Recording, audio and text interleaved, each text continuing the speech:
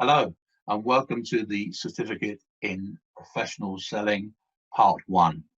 My name is Jeff Downs, the Managing Director of Quantum and the author of the program. So I'll be taking you through the program module by module. You'll see some company names, some you will recognize on the screen. And yes, we've been doing this a long time. For the last 28 years, we have been delivering this methodology to large companies, small companies, and medium-sized companies. I'm sure you're going to get lots from the program. I would just recommend that you focus, work hard, take your time. Better to do it slowly and get maximum information rather than rush it. Wish you luck, and I'll be seeing you soon. Hello and welcome to Module 2, the Psychology of Selling. And in this module, you'll learn about what people really buy and what you're really trying to achieve from a psychological point of view when you are selling. Let's start with a bit of an exercise. One of the things we've done over the years is we've asked groups of people, tell me, we talk about selling as being selling benefits, but tell me, what are the benefits of a golfing umbrella? And the kind of feedback we usually get is something like this, it keeps you dry, shields you from the wind, it can keep the sun off, it's convenient to use, you can advertise on the canopy, you can use it as a weapon, you can play golf in the rain, a whole list of things to do with the golfing umbrella. But then I asked, well, how do you know which of those things are important to me? So I told the story actually. The reason why I'd want to get a golfing umbrella, I don't even play golf, but the reason why I might want to buy one is to keep the sun off because actually I do suffer from sunburn. So it'd be really good to get a nice golfing umbrella. So the next time we have a heat wave, I don't get sunburn. And the thing that underlies the problem that they were facing in terms of just chucking a load of statements at me and hoping that's going to be important to me is that what people actually buy is that they don't buy the features of the product. So if you take the golfing umbrella, you could say fact is it weighs a kilogram. It's 1 inch or 25 mil diameter, approximately a meter long. It is made from polyester with a wooden handle. These are all facts. Whereas we can then analyze what all those facts deliver, the functions, in other words. We call those the advantages. And that equates to that long list of things that groups tell us that are the benefits actually of a golfing umbrella, but clearly are not benefits because in my particular case, only one of them related to me. So it's very important that we understand what benefits actually are. They are the payoff gained by the customer from those advantages in relation to their needs and their wants. It's very precise, it's very individual, and every human being is unique. So it could be that two different people want to buy exactly the same product, but for different reasons. One of my favorite illustrations of that is there was a woman went into a jeweler shop. She saw a lovely cut glass ashtray on display and said, "Wow, that'd be perfect for me. It's the right size. It's the right sort of weight. Looks good. I play bridge on a Friday night, and all my friends are heavy smokers. That can go in the centre of the table. That'd be convenient for everybody. 150 quid. I'll about buy it. Thank you very much." And then a couple of hours later, a man walks into the same shop and says, "Oh, I really like that ashtray. I want to buy it because it would actually look fantastic as a centerpiece in my new lounge cabinet. I don't smoke, but it really looks nice." So that illustrates exactly the same product. In other words, exactly the same features and advantages, but two different people, the payoff they're looking for is in fact completely different. So when you think about it, the variable we have here is the individual customer's needs and wants. We should be able to define the features and advantages of our products and services. That is an exercise that could be done and should be done. And in fact, we'll be covering that in the module covering sales propositions. But in the end, people buy the benefits, and that relates to their individual needs and wants. Now, let's explore needs and wants a little bit further. An interview here with I think probably a younger looking me, with my colleague Steve Jessup, the co-founder of Quantum. And we're being interviewed here talking about the iceberg principle. Tune into this for a few minutes. Welcome, gentlemen. Hi, let's talk about the subject of icebergs. Okay. Steve, is every man an iceberg? Every man certainly is an iceberg. Yes. Yeah. Why is that? There's the bit that is betrayed in behaviour and things people will readily acknowledge, and then there's the enormous mass of stuff underneath the water which consciously or unconsciously they won't acknowledge so readily. Jeff, what's your view on this? Very much so. I mean, you hear it in everyday talk between people, sort of casual conversation. You know, somebody says something, "How are you today, mate?" "Oh, I'm fine." "Oh, good. Had a good weekend?" "Yeah, great, no worries." In actual fact, if you delve into it more, what's beneath the surface of the iceberg is all the detail, which can actually be sometimes the opposite of what they're actually saying. It's not that they're lying, it's kind of a reflex. You know, "How are you?" "Oh, I'm fine." You find out a bit later that, you know, they had an awful weekend, their car broke down, had a terrible game of golf, or, you know, they had a terrible argument with their kids or their wife, and that's what's really going on in their lives. But it's almost a kind of territorial thing that we don't want to let other people into all that detail, unless they're really interested, of course, and even then we may not be prepared to kind of give up that information. And you know, see other everyday examples. Somebody goes into a shop and the assistant says, "Oh, can I help you?" You know, 9 times out of 10 the response to that is, "No, I'm fine, I'm just looking." Yeah. And about, you know, a minute and a half later, can you help me please? Can you tell me where my size is? So, you know, the people's real kind of feelings, real agenda, real detail, what's going on, is illustrated wonderfully by the iceberg. You know, the 1/9 above the surface, the rest well below the waterline. So if I'm a salesman and I understand that these are human issues, how do I put this in the context of making a sale in a situation, whether I'm trying to sell a product or I'm trying to get a job? How does understanding the iceberg help me? It's kind of recognising, Steve, isn't it, that very often when you ask a question of a client or a prospect, the answers they give you are usually not the whole story. Not necessarily because they're holding things back, but because, you know, you're trying to gain trust and credibility, particularly the first time you meet somebody. And until you've earned the right to actually get a bit deeper, the information you're getting is usually, you know, informative, but not necessarily an indication of the real emotional drivers that are going on within that human being.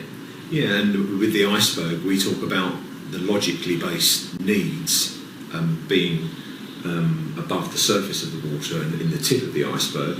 And this tends to be the factual stuff that they'll more readily talk about. And if we're honest, the salespeople are more comfortable asking questions about. So these are things like the specification, maybe budget, timescales, those kinds of things, which certainly are important to understand and to be able to satisfy.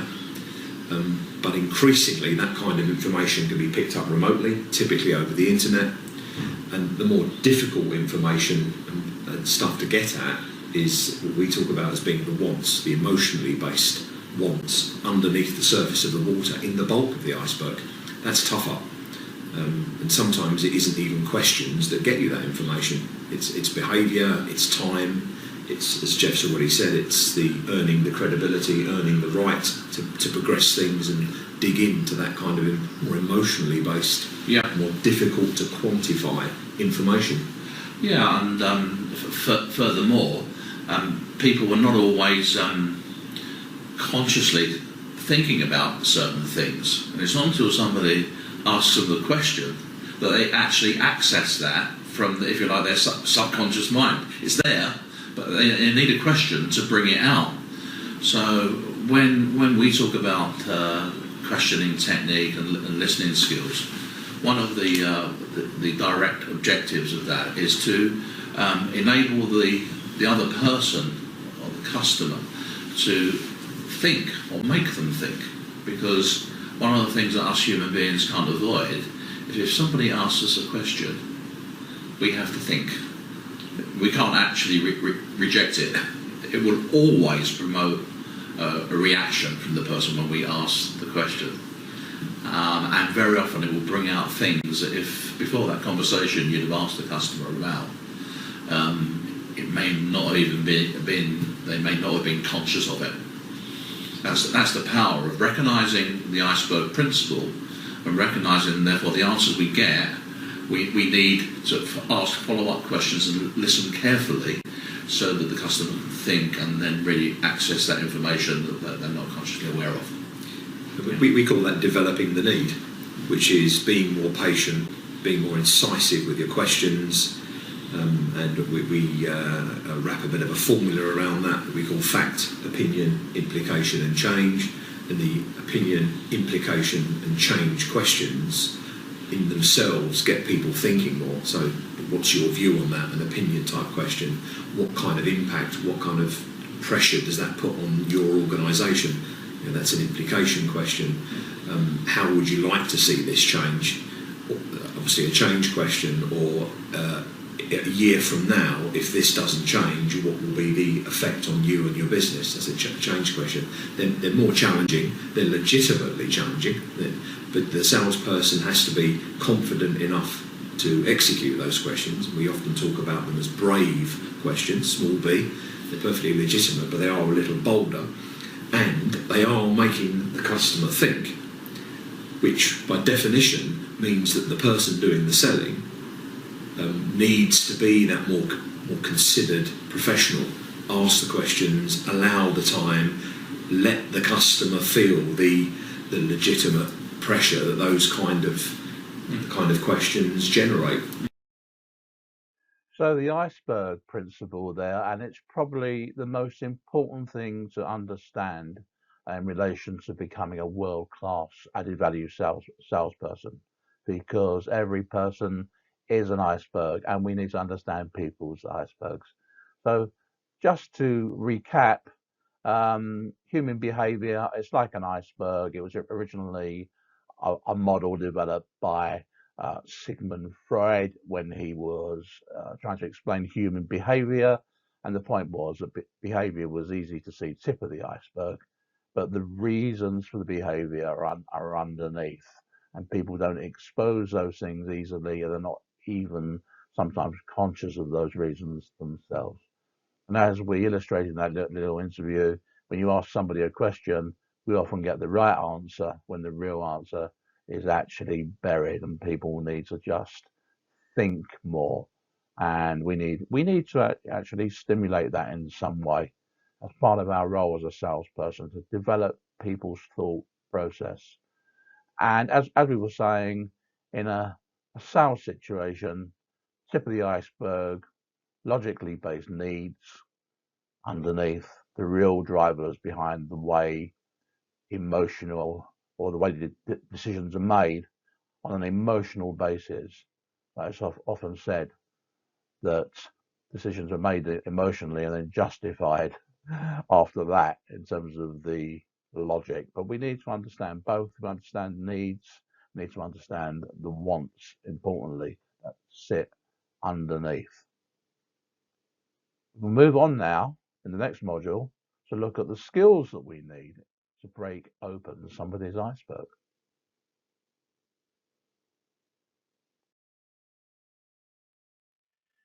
Clearly then, if we're going to understand people's icebergs, it's really important that we have really good questioning and listening skills. So in this section, we're going to learn about the skills that we need, the skills we need to develop to be really good at listening and asking questions.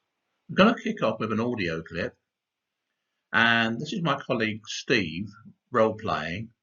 He's got a headache, and I'm a doctor, I'm a neurologist, a consultant, and he's been referred to me, and I'm going to be asking him some questions and having a discussion with him, really, to find out what's behind his headache. Why is Steve getting these terrible headaches? So have a listen to the audio, and then we will review.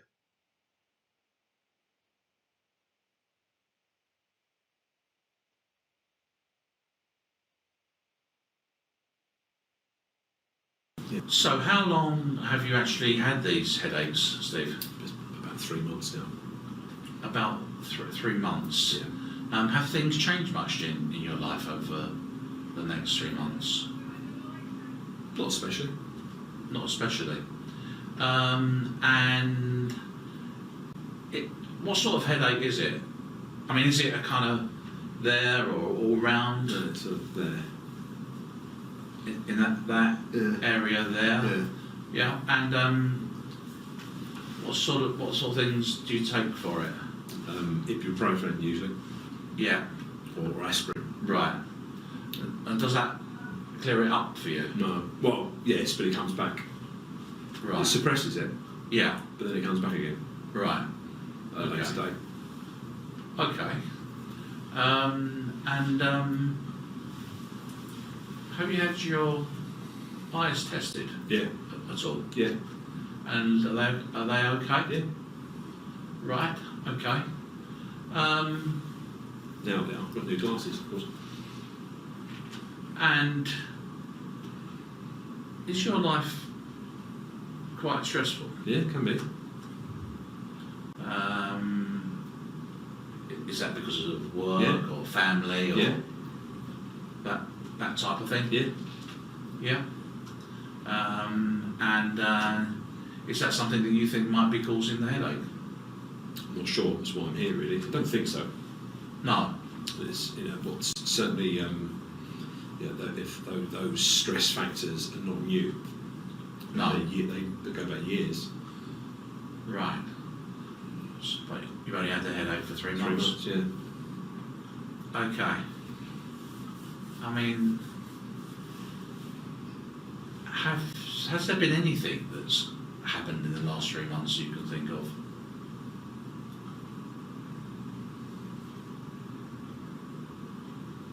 Had the house extended. Right. Okay. And what's in that extension?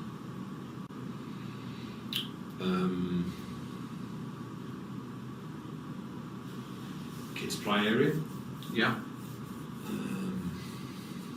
TV. Right. Boxes. Jigsaw puzzle. Yeah. Cupboard. That kind of thing. Yeah. And that was completed 3 months ago. Yeah. Was it quite sort of disruptive and noisy? Yeah. That was going on. Yeah. Sort of building works and what Yeah. have you. Yeah. Painful. Do you think there's a possibility that it's got something to do with that then? Well, we've had other building work done. Yeah. And just as noisy, if not noisier. Right. over the Yeah. years. How long do these headaches last?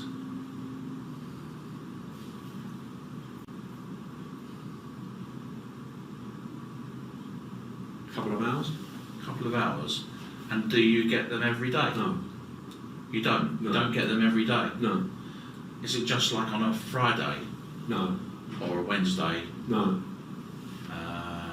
I'm going through the days of the week now, Steve. Yeah. What day is it? It's usually a Sunday night or a Monday morning. Right. Okay. And what sorts of things do you do on a Sunday night?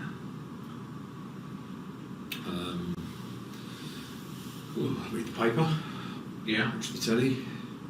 Yeah.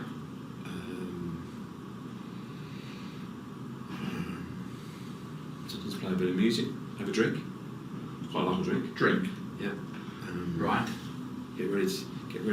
I'll do my work. Yeah. sometimes. Okay, so a bit of telly, Yeah. drink. Yeah, quite like drink, yeah. On a Sunday night or a Monday night, any night for that matter, really. Right, so, I mean, what are your drinking habits? Usually wine, normally white wine, sometimes beer. Yeah. Not a spirit drinker, No. occasional liqueur, but the Yeah. by miles the biggest alcoholic drink is dry, usually Italian white wine. Yeah. And how much of that do you drink on a Sunday night? A few glasses. Just a few glasses. Yeah. No more than that.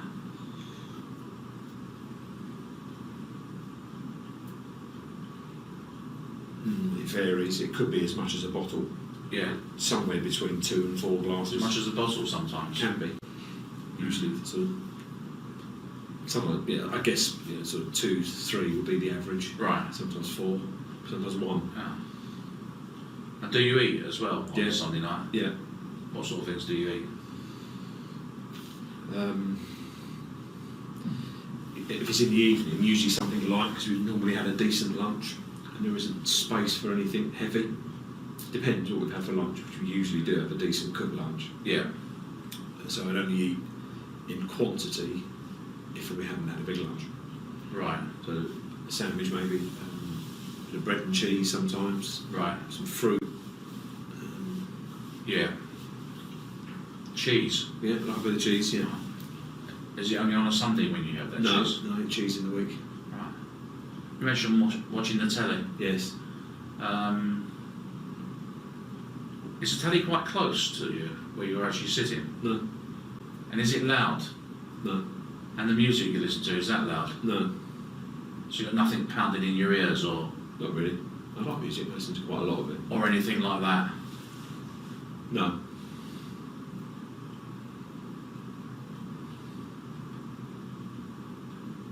Any sports?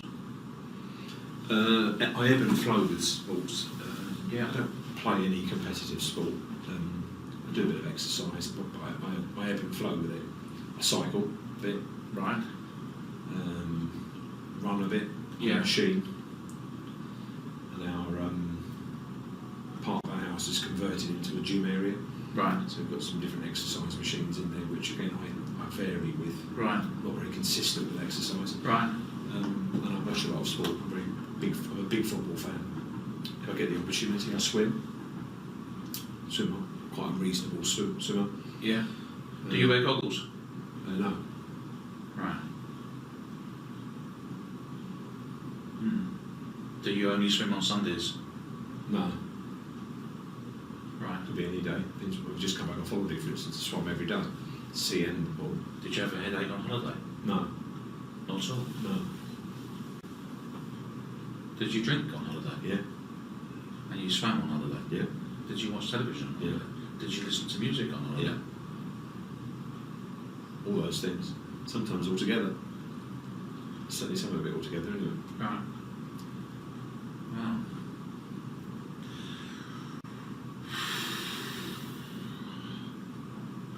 Well, Steve, I just can't work out. Oh. Are you sure you got a headache? Yeah. I'll give up. Sunday night, Monday morning. I'll give up. So I gave up, didn't I? And I just represented there what typically happens when we do this exercise with a group of salespeople. And it can be a bit of a struggle. Why was I struggling? Well, I was asking far too many closed questions for a start. Probably in the end, about 2/3 of the questions were closed. Sometimes I asked an open question, but then closed it off at the end and invited him to say yes or no. But there were several passages where he was just saying yes, yes, no, no, to a string of closed questions. So I got what I deserved. I wasn't really listening. I was more like thinking of my next question. Made far too many assumptions. I think I'd made up my mind it was something to do with what he was eating or drinking, or possibly a noisy environment. rather than finding out a big picture, you know, what's going on as a whole in his life. It was a very In case you're wondering, by the way, Steve's headache was actually being caused by the fact that when he had his extension built, he ended up with a garage. We never had a garage before. Every Sunday afternoon, late afternoon, he checks his car out to make sure it's working all right. He had a breakdown some time ago, which caused him a lot of problems. He broke down on the M25. So now he checks his car out, and he always starts the engine for 15 minutes to make sure it's working all right. That used to be done out in the road, but since the extension has been finished 3 months ago, he's been doing it in the garage to save going out in the rain. So of course it means he's been poisoning himself with the carbon monoxide fumes from the exhaust, and that's what's actually causing the headache. So yeah, so I didn't get close, and that's usually the scenario. Most people struggle with that until they concentrate more on the types of questions that they ask.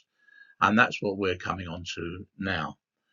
Just a bit of definition around questions, because we probably have heard about open questions and closed questions. Let's just make a further kind of distinction between certain types of open question.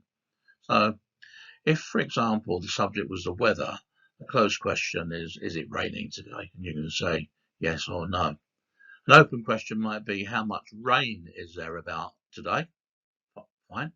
Another open question is, what's the weather like today? So they're both open questions, and beginning with how and what.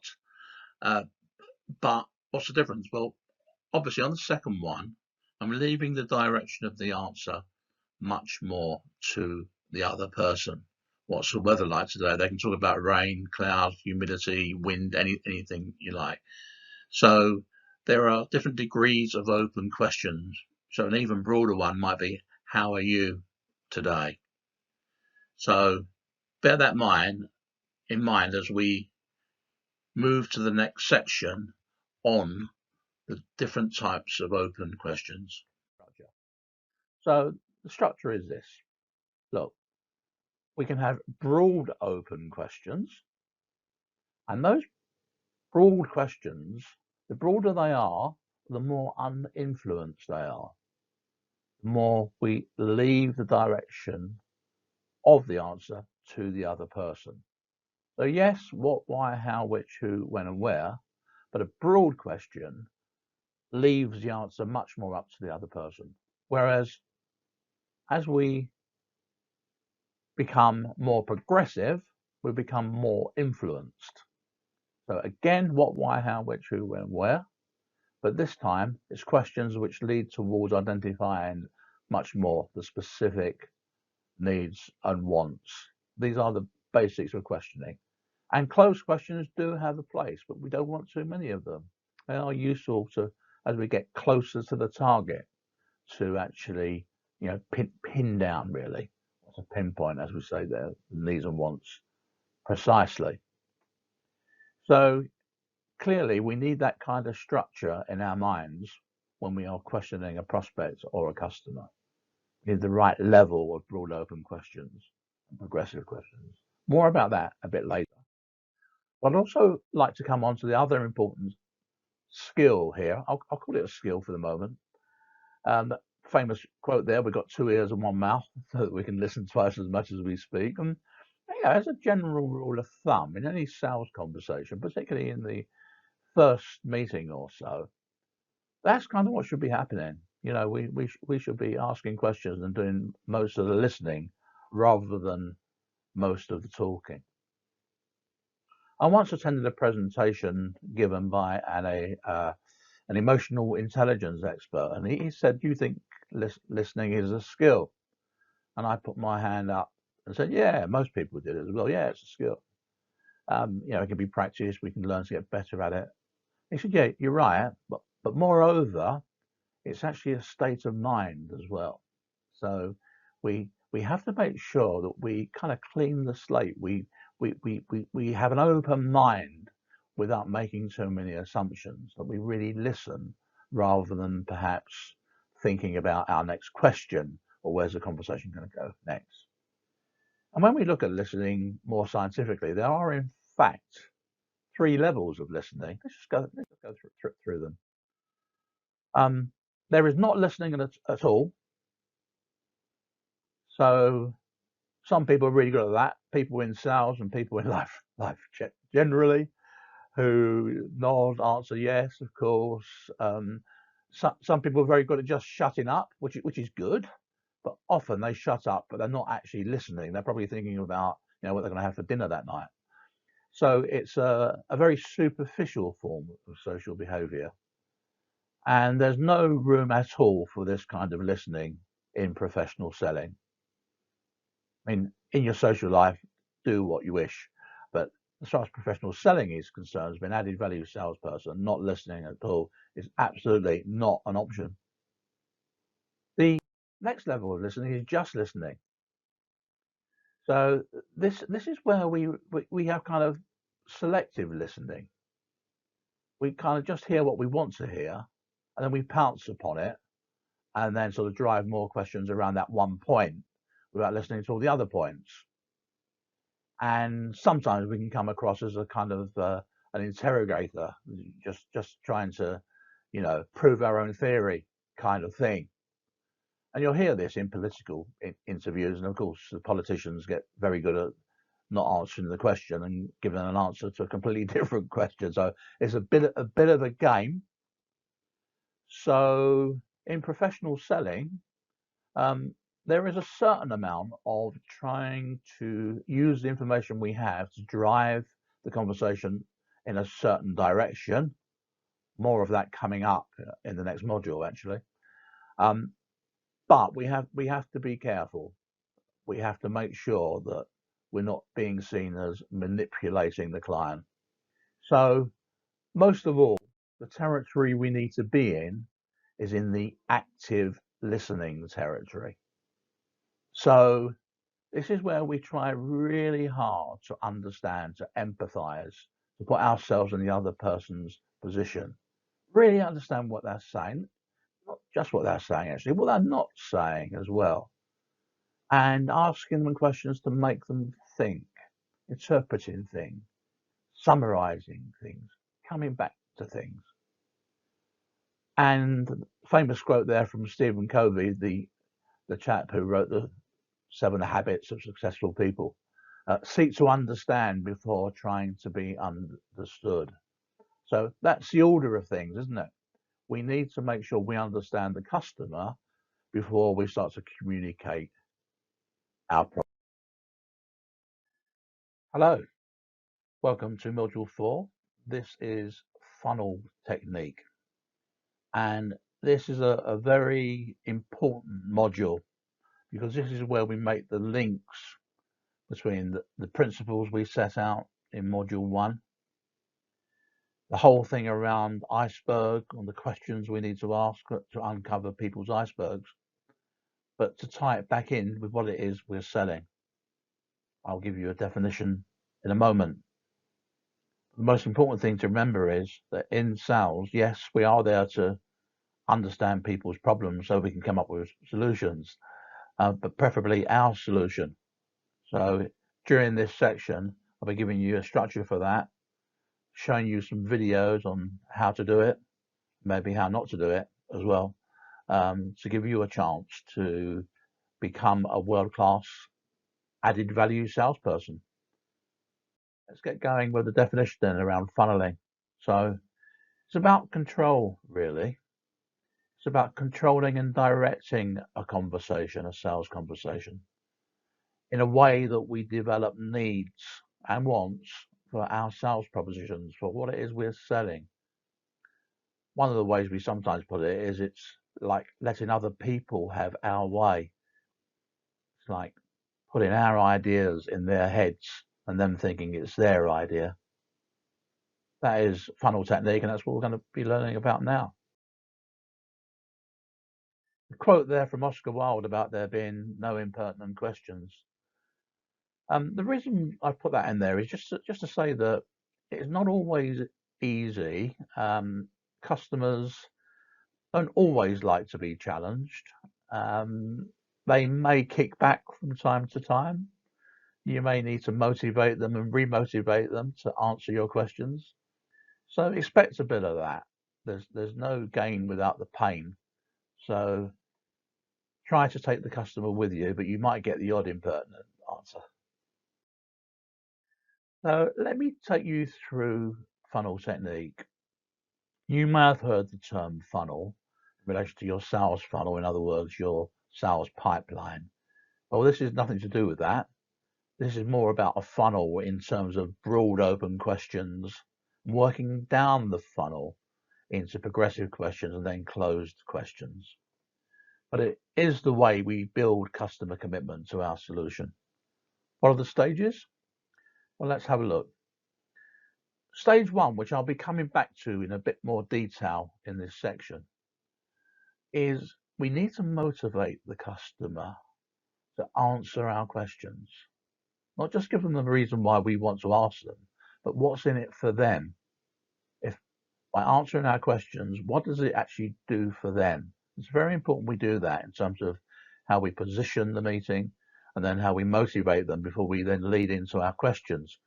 Starting with broad open questions, working down the funnel with progressive questions, some closed questions as we pinpoint their needs and wants, and then a really strong point of the process, which is summarizing the conversation, making sure you've understood the customer's needs and wants accurately, and asking them if they'd like to add anything else.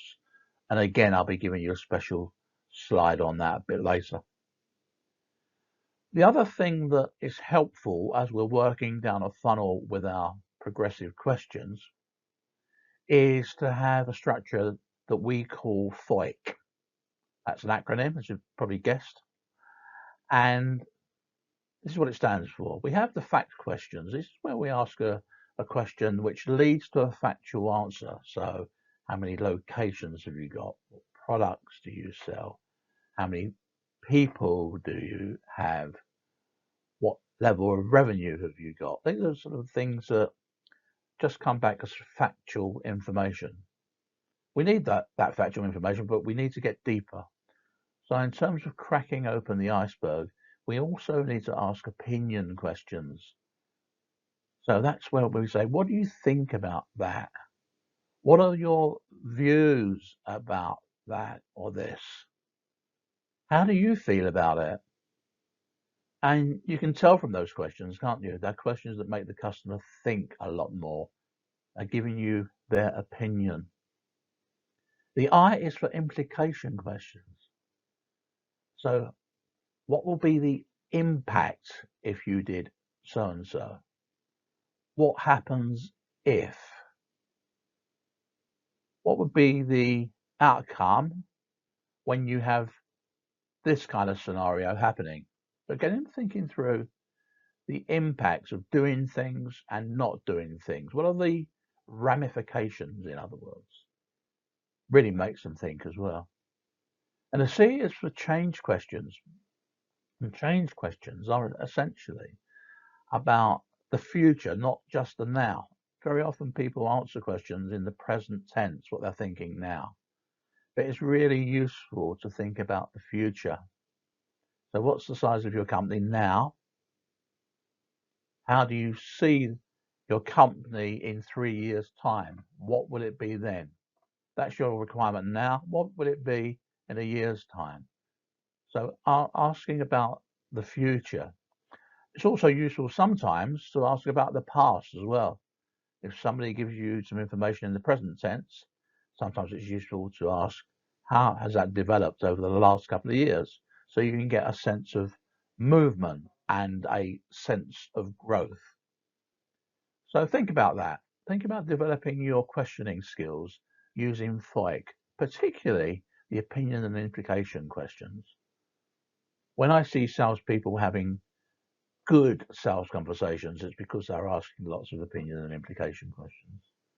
When I see salespeople struggling, it's normally because they are in the present tense and it's just purely facts that they are getting back again. One other quick point on funnel technique. Talked about the broad open question. Well, of course, within any one funnel, you may well have, I don't know, 3 or 4 broad open questions that kick off, if you like, a different channel of the conversation. More about that a bit later when we talk about pre-call planning. But that's what we should go into a call with. Maybe have 4 broad open questions, and then to go through them one by one. That then is the funnel structure, but how does it actually work in practice? I'm going to do an audio demonstration now of me funneling my colleague Steve to get him to need and want something that I'm selling, which is a caravan. And the background is I haven't seen Steve for 5 years. The last time I saw him, because we're old friends, he was married, had 2 children, worked in a sales job, and was treasurer of a local football club, a little local village team. What you need to do is just listen to the audio, listen to what goes on, and then we'll do an analysis at the end of it. So, anyway, Steve, it's good to see you. Good to see you. How long ago was it I last saw you? 5 years, I think, that kind of time. Yeah. Must be 5 years. Yeah, about that.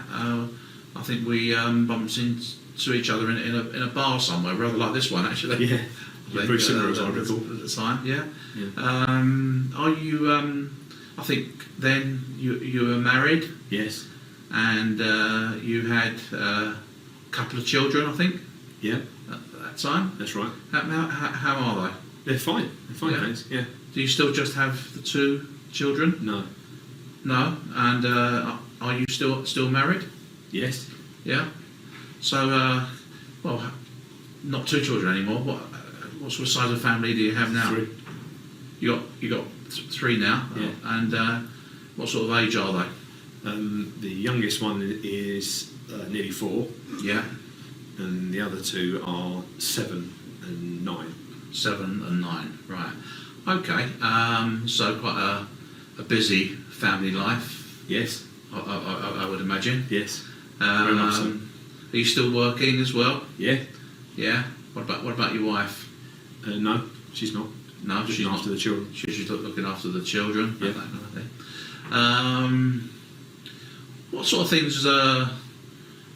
You're still working, and obviously your wife's busy from looking after the Very children. busy. What sort of things do you do in your leisure time? You know, things like holidays, Yeah. sports, Yes. that kind of thing, relaxation things. What do Yeah. you do to Yeah. sort of unwind? That kind of thing. Listen to a bit of music. Yeah. Read. Yeah. I don't get a lot of time to do much. I'm so busy with my work, really. There's not a lot of time. Take a holiday every now and then. Yeah. Oh, holidays. Yeah. Right. Yeah. What do you do for holidays? We tend to usually book a villa in a hot southern European country, Yeah. preferably near a nice beach.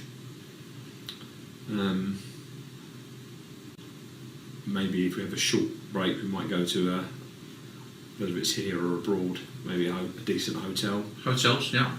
Yeah. Is it? Whereabouts in southern Europe do you get to? Greece, Yeah. Spain, Yeah. Portugal, Yeah. Italy, parts of southern Italy. Yeah. Southern Italy. Yeah.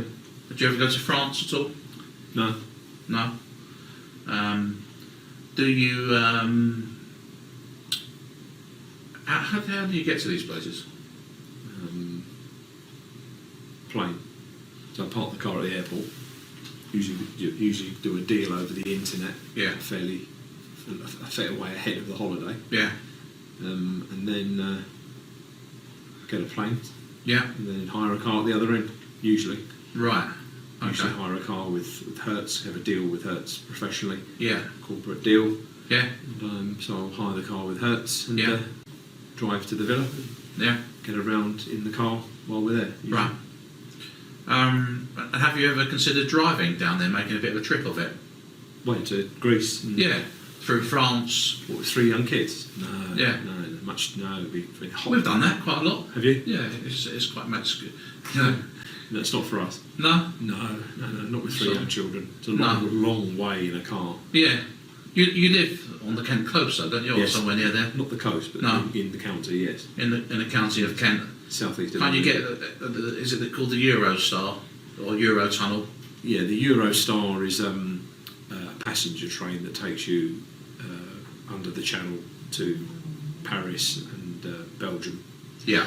but not just Paris, Lille as well. Yeah. So a couple of stops in France, and it Yeah. goes across into Brussels.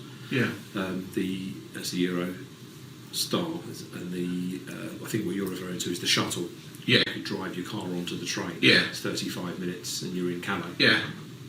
It'd be really nice, Not wouldn't far it? away. It'd be really nice, wouldn't it? To take that, and then maybe make a little bit more of a trip. Go through to southern France, a couple of days, that kind of thing. No good with the kids. No, we wouldn't do that. No. No, it'd be hard work with young children in a car, particularly when it gets hot. Right. Right. Okay. Short breaks you mentioned. Yes. What about short breaks on the coast in the UK? Not a big fan of our coast. No. No. I take the view that you can be on a plane and somewhere warm and Yeah. just generally more attractive Yeah. and appealing in not much more time than it would take to drive to a decent part of our south coast. Right. So the nicer parts. Don't you like a change now and again? You know, sort of a bit boring. 85 degrees every day. If you went down to somewhere like Selsey Bill, for example, the weather's a bit more varied, Yeah, that's been kind. and nice little English seaside. Yeah. Doesn't really appeal to us that much. That kind of thing. There's Right, for a day trip, maybe, yeah. or even a couple of days. So but- wouldn't it be nice? Yeah, a couple of days. So, might you consider that?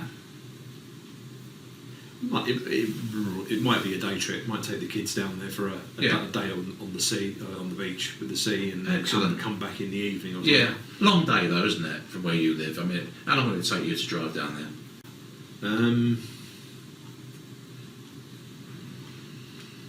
2.5 hours, 2 hours, two and a bit. Yeah, So two and a round half. trip 5 hours. Yeah. For children. Yeah. In the car. Yes. So how about maybe considering sort of staying overnight down there? That wouldn't rule it out. Staying overnight, but I probably wouldn't gravitate to it No. because it's just a day. It feels like a day trip to me. Yeah, I mean down there, there's some really good caravan parks. Caravan park. Yeah, like sort of proper caravan parks with clubs and swimming pools for the kids and all that sort of Right. thing. Have you ever considered that kind of thing at all? It wouldn't work for us. No. No. Well, I spent most of my childhood on caravan holidays, so most of our Oh, did you? summer holidays. They're great, aren't they? I love caravan holidays. Yeah. No, I got bored with them, and as an adult, they don't appeal at all. So Oh. caravan definitely doesn't appeal to me. And my wife's claustrophobic. Oh, is she? Yeah. Right. What about the kids? Do you think they'd like it? Be a bit of a problem. If mum and dad weren't there. I don't like caravans, and my wife's claustrophobic. Right. So it's sort of taking even a short break in a caravan is a bit of a non-starter for you then. I think so. Yeah. Right. Are you still secretary at the local football club? No. You're not doing that anymore. No. You I got- was when we last saw each other. I know. Yeah. No. You're not in contact with them at all. But occasionally, I follow the team Yeah. and their results. Yeah. And there's one or two of the people there I still Yeah. keep in touch with. But no, I'm not involved with the club anymore. As a matter of interest, where do they get changed? In the changing rooms. There's changing rooms over there. Yeah. What about facilities? Cup of tea, coffee, burgers at half time, that kind of thing.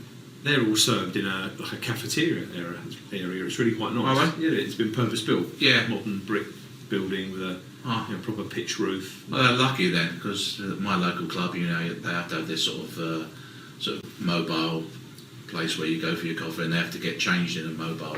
Really? Sort of. Wow. Obviously not very comfortably off financially. No, they're not. Right. And you say you're still working, Yeah. still selling. No. No, not in selling anymore. So you don't sort of have to go around the country a lot anymore then? Nowhere near as much as I used to. No. New job, no. No. Okay, and you're not in selling now then? No. What sort of thing are you doing General now? management. General management. That must Yes. be interesting. Yeah, it is. Yeah. Very busy though. Yeah, I bet. That's why I was thinking about short Very busy. short breaks, you know. Yeah. Well, Busy. A lot of strain. Busy, stress and strain. Loads Right. of it. I mean, I think you should seriously consider short break, weekends, Yeah. Selzy Bill. Yeah. You can even have a few beers, watch the entertainment. Yeah. They had Tony Christie on the other week. No, did they really? Absolutely Wow. fantastic. Is he still singing then? He's still singing. They had that guy who was the lead singer with Brotherhood of Man. Oh wow. Some fantastic acts actually. I mean, I wouldn't mind getting down there more often myself actually. Right. 'Cause Good for you. I think Caravan is really good. That's nice. Yeah. Glad you do it. Not for us though. No. No. I mean, as a matter of interest, Steve, have you got a tow bar? What? What would I want a tow bar? I just wondered on your car whether you have one at all. No. Well, Steve, it's good to see you again, mate. It's been good. Really good. Yeah. I mean, I'm flummoxed, mate. I don't know. You know, you came with a caravan to. I mean, I've explored, but you haven't got a need for a caravan, so good exercise. But wow. Okay. There you are. You may have thought in some ways it was quite funny, but Jeff, I wasn't really getting anywhere, and I have to say that what I did there was a representation of what tends to happen on our face-to-face programs the first time somebody has a go at practicing funnel technique. It's not necessarily that easy. It needs a lot of practice. So if you look at why I was struggling, started with some open questions, but as the pressure came on, I sort of lapsed into more closed questions. And I kind of had this, based on my own value judgments, I sort of assumed that Steve would be interested from a holiday point of view in relation to him and his family. You know, because I like caravans and being down on the coast on Selzy Bill, that you know, the assumption is that he will as well. But actually, he didn't, did he? So in the end, what I did was I tried to pitch it and try to sort of get him on board by saying how wonderful I found it, and you know, all the entertainment and what have you. The fundamental problem going on there was the sales propositions for a caravan weren't really thought through enough. The only proposition was to do with family holiday. Other applications for the caravan were not really thought about, although almost by default the idea of using it for some sort of changing facility sort of came into my head. Likewise, the somewhere to serve coffees and beef burgers sort of came into my head, but it wasn't thought through and planned for. And indeed, in relation to the work side of things, suddenly it came into my head that maybe if Steve has to travel a lot as a salesperson, maybe he needs to stay overnight. A caravan would come in handy. So, oh yeah, I should tell you, by the way, that the answer to that funnel exercise is actually in the work funnel, and Steve or I didn't spend any time talking to Steve about exploring what was going on work-wise. If I had, I would have found out that actually he's a general manager of a local factory. He's looking to raise productivity in the factory, and he's looking for a low-cost incentive scheme to motivate the workforce. And guess what? A caravan based on the south coast would have been perfect for that. But unfortunately, I didn't actually uncover that. As I say, that's very representative of what actually goes on during face-to-face role plays with that exercise. Too much time spent in one funnel, not enough in the others. So it's important that later in the program, when we start talking about analysing sales propositions and looking at the broad open questions that we need to cover off, important that we do explore each funnel completely, thoroughly, rather than sticking to one that's just based on our assumptions. I'm about to get you to listen to another funnel demonstration. This time Steve is funneling me, and the full length version of this is actually about 45 minutes, something like that. So what I've done is taken an extract from it so you can actually hear Steve funneling me, and then after that, on the next slide, we're going to spin forward to the summary so you can see the extent to which Steve funneled me and how he put the idea of his product very firmly into my head. So listen to this, make notes if you wish, stop, go back, listen carefully to how Steve does an effective funnel on me. Jeff, we haven't seen each other for a while. How are you? Really good. Yeah. Good. Yeah. Since I last saw you, I've changed my job. I've moved into a business which has a wide range of personal improvement, personal development, lifestyle strengthening offerings. Excellent. Pretty comprehensive. I could spend all day talking about them. I wonder if I could just narrow it down to see if there's anything of interest to you in there by asking you some questions. Oh, please do. Fire away. Cut out anything that's irrelevant by just finding out about you and what you're doing, and see if there's any kind of a fit. Sure. Great, thank you. Can I just maybe start by asking you what you're doing these days? It's been a while since we've seen each other, so I'm a little out of touch with what you're doing. Yeah. Well, I'm still I'll scribble working. as I go. No, please do. I'm still working in the sales improvement business. Right. I'm growing that business on several fronts. Great. Based in the UK, but travelling a bit as well. My personal circumstances, the kids have kind of left home. We still see them, but they are now independent. So my wife and I, we had a kind of change of lifestyle in a sense, going back now 3-4 years, and we moved from Surrey down to West Sussex on the coast, Right. near a place called Chichester. That's the nearest city. Right. And there's a kind of peninsula that sort of goes out into the sea there called Selsey. Yeah, I know that. We live in a house there. Right. Yeah. So it's been quite a lifestyle change, and sort of gradually getting used to that more sort of countryside, come seaside culture. Very nice too. What made you do that? Always liked the countryside, always liked the seaside, and always on. I mean, the coast from where I used to live was about an hour, so we regularly at weekends, especially when the kids were growing up, used to go down and do a bit of fishing, a good way of relaxing, a bit of bike riding, a bit of walking, and just gravitated towards the seaside, really, Steve. My wife's a Cancerian, so that might have something to do with it as well. So we sort of we both have a love of the sea. Yeah, my mother's a Cancerian, and she's also a lover of the sea. She likes the sea. Yeah, yeah. It's just odd, that, isn't it? It is odd. Yeah. So you're still in the same consultancy sales improvement business that you were in when I last saw you. Yeah. UK based, but you mentioned with travel. Am I just picking that up? What sort of travel are you doing in your job? We've got 1 or 2 clients in the USA. Right. So, and those clients have got a lot of offices in the USA as well. So, travelled around the US quite a bit. West Coast, East Coast, North and South. We, from time to time, execute projects in Europe as well.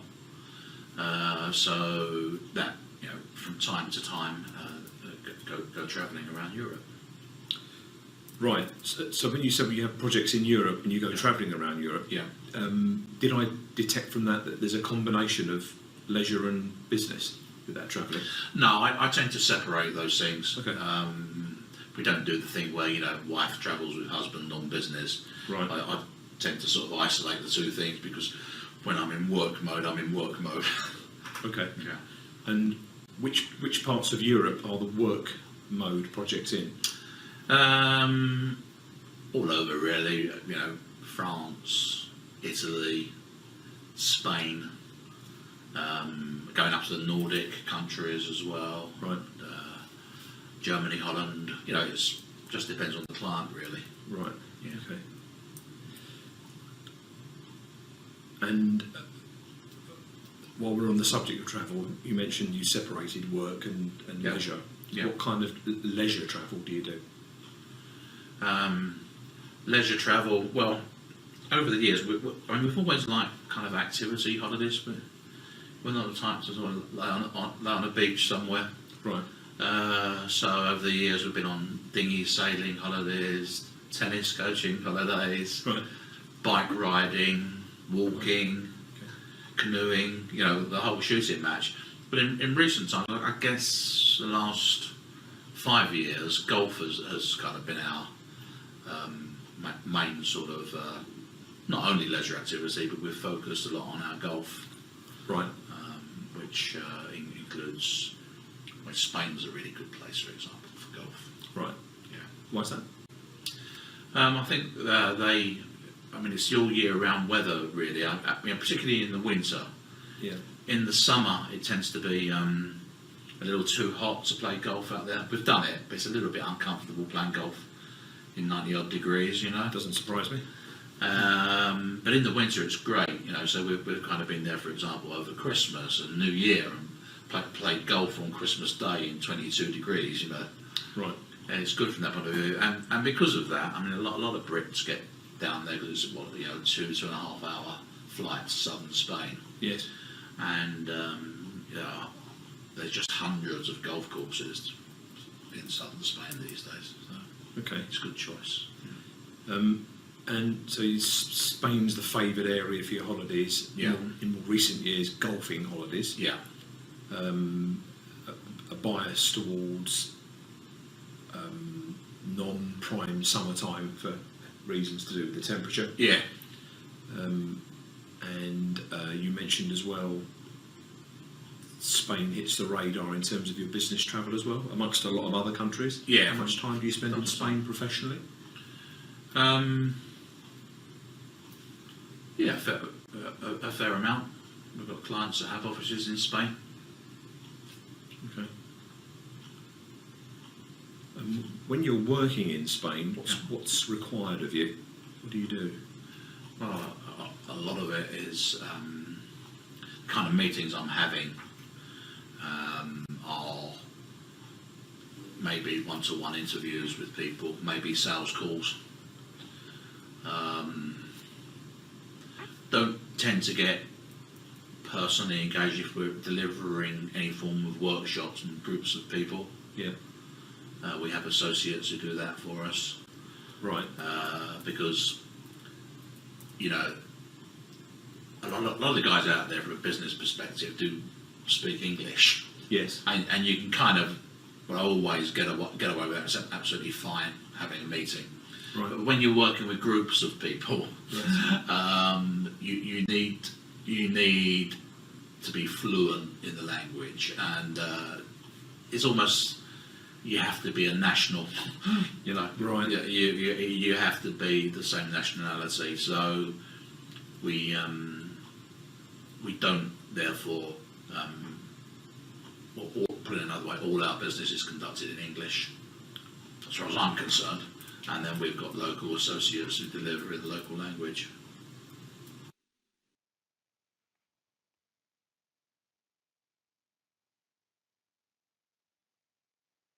So what did you notice as you listened to that funnel? You may have picked up these things. First of all, it's very conversational, wasn't it? It didn't seem like hard sell, just having a normal conversation with a few questions. Did you notice Steve doing little mini summaries as well? Just sort of summarising, recapping where they were and then moving on from there. And who did most of the talking? By far, it was me, wasn't it? So Steve, as the seller, he was asking the questions, very much shutting up and listening. And he certainly didn't interrupt me. He followed up on things I said that he thought could be interesting from the point of view of what he was trying to sell me, which incidentally is a Spanish distance learning program, but you may have picked that up already. And you know, it was very, very well paced. He didn't rush. He was very, very relaxed. He was very patient. And as I say, that actually went on for about 45 minutes altogether. And it really made me think. Through the questions that he asked, through the funnels that he used, he made me think about a few things. So how did it actually translate into a summary? Where did it get him to? So, as you know, stage 5 of funnel technique is doing the summary. Have a listen. Quick summary of where I think we've got to. Yeah. Is that okay for Yeah. just working back from fairly early in the discussion, we talked about the fact that your work is the same type of work that you were in when I last spoke to you. So Yeah. sales improvement, consultancy, but more travel, a bit more breadth. Yeah. The children are independent. They left home a while back, and coinciding with that, you made a change to your lifestyle. Yeah. And you moved down to the south coast 3 or 4 years ago. Yeah.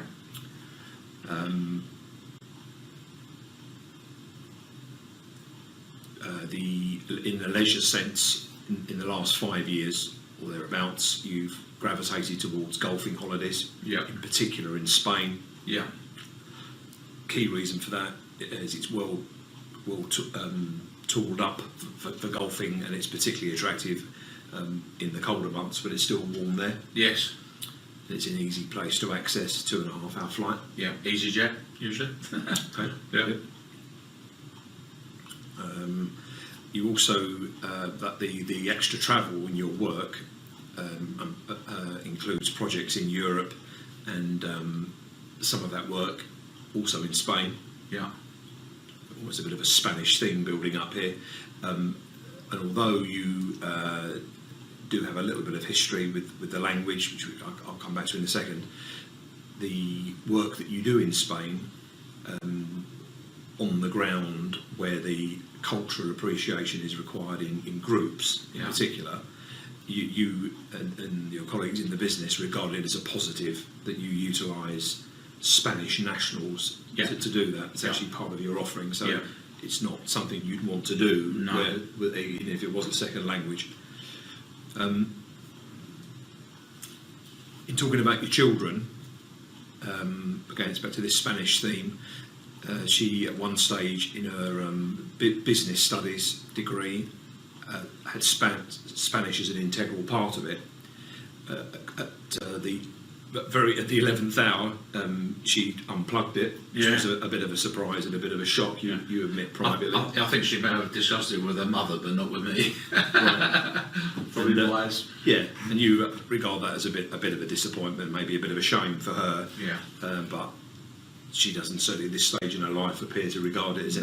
any great big deal. So. No, it's probably just me transferring my own feelings and emotions and trying to live her life for her, Yes. which I know is incorrect, not sensible. So yeah, that's fine. Yeah, I've got children of my own. I'd certainly support that view. Yeah. So you're setting yourself up to be very frustrated and disappointed if you try and lead your kids' lives for them. Absolutely. On the golfing trips, we talked about what you do when you're out there.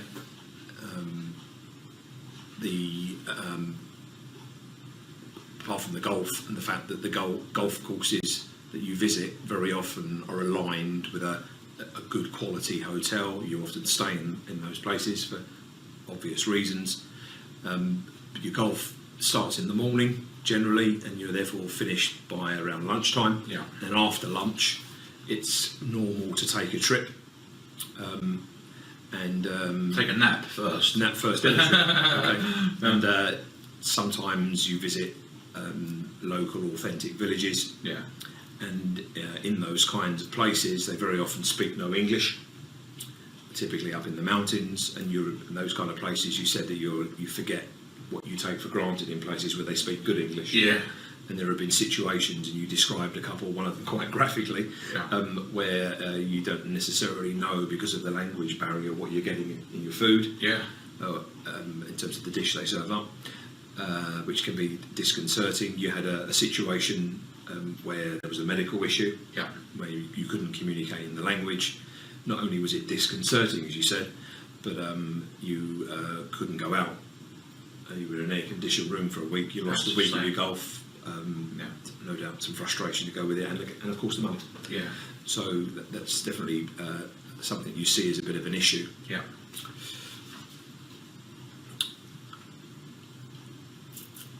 And then just now we were talking about how you use your time. Yeah. Given that you acknowledge that with a bit of a background in the language, you've considered the one-on-one, the two being you and your wife, traditional tuition from a tutor. Yes. But Rather than an evening class kind of thing, Yeah, and your lifestyle and your time rather like the ballroom dancing where you miss about half your lessons. Yeah.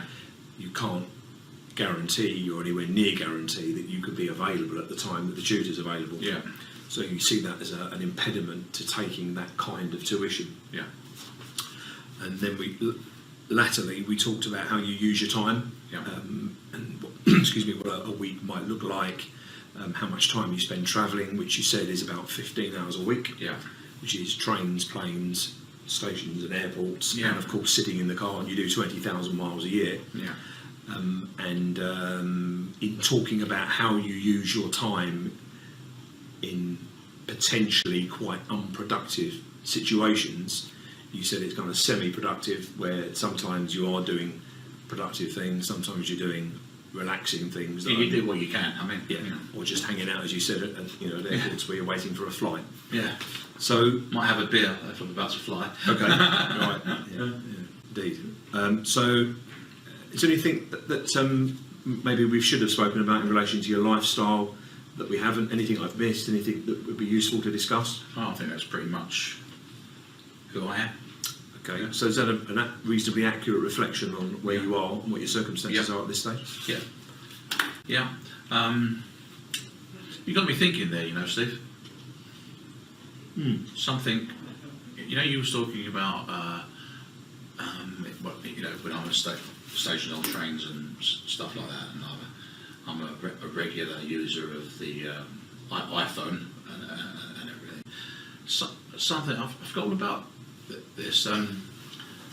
You can get these sort of what used to be on CDs. I don't know if it's still on CDs. You probably download it via an app or something now, and to actually do some sort of distance learning, I think it's called, and that'd be a bit more flexible than having sort of an appointment in the diary. Made me think about that as you was going through that.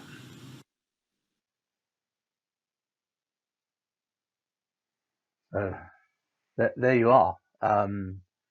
The customer, as it were, is actually coming up with his own idea about buying the product before the product has even been presented. And that's the way it works, putting your ideas in the customer's head using funnel technique. And it's very, very powerful. It's probably the most powerful selling tool on the planet. I'm not saying it's easy. It takes a lot of planning. It takes a lot of practice, but it can be done. Once you know your propositions, once you've analysed those, you should be able to work out the questions to ask and have that sort of conversation in relation to your products and services. And if you can master funnel technique, you'll be well on the road to becoming a world-class professional salesperson.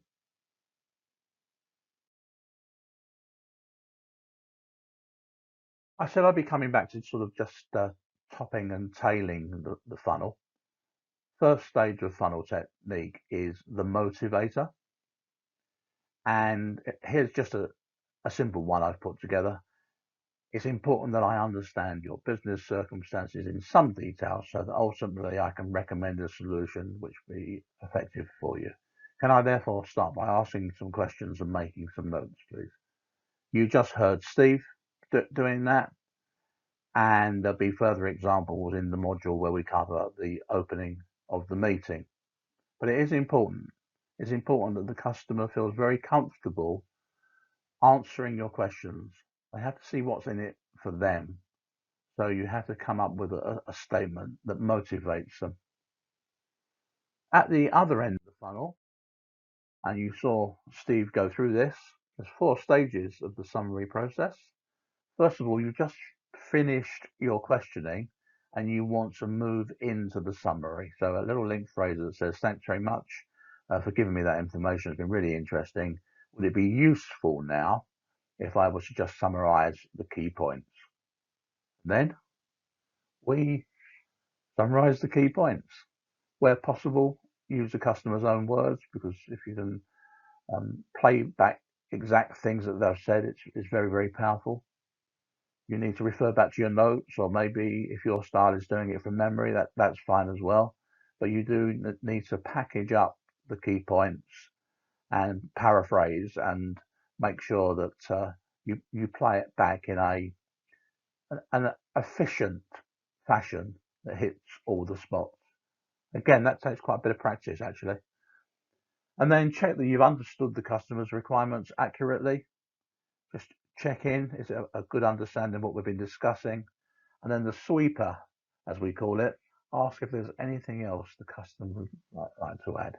So it's as simple as that, really, the 4 stages of the summary. And that is the funnel technique. Over to you now. Practice on a friend. Think of a product a friend might be interested in. Think through the questions that you need to ask to engage them in the value of what it is you're trying to sell them, the idea, the product, the service, or whatever it is. And then organize those questions into 3 funnels. You'll find that when you've got maybe, I don't know, 35, 40 questions, they probably sit nicely into 3, maybe 4 funnels. And then all you need to do is decide on a broad open question that kind of kicks off each funnel. And then sit down with a cup of coffee, explain you'd just like to do a role play with them to help you with your sales skills, and off you go. Give it a go. I'm sure they'll enjoy it, but you'll have to make sure they're on board with you. Good luck with that. Keep practicing. We have just covered funnel technique fairly comprehensively. Lots of practice required to get good at those skills. But as I've been saying, the most important thing is to know what the funnels are driven by. And that's about understanding what our sales propositions are. How do they add value to the customer? How do they add value to the individual customer? Because people, remember we said, they buy benefits. It's in relation to the payoff that they are seeking. And in terms of how to do that, I'm going to give you some guidelines, and at the end of it, a very practical template that you can download to use in your business. Looking at the big picture first, I don't know if you've heard of Peter Drucker, but in last century, the latter part of last century, he was a very famous professor of business.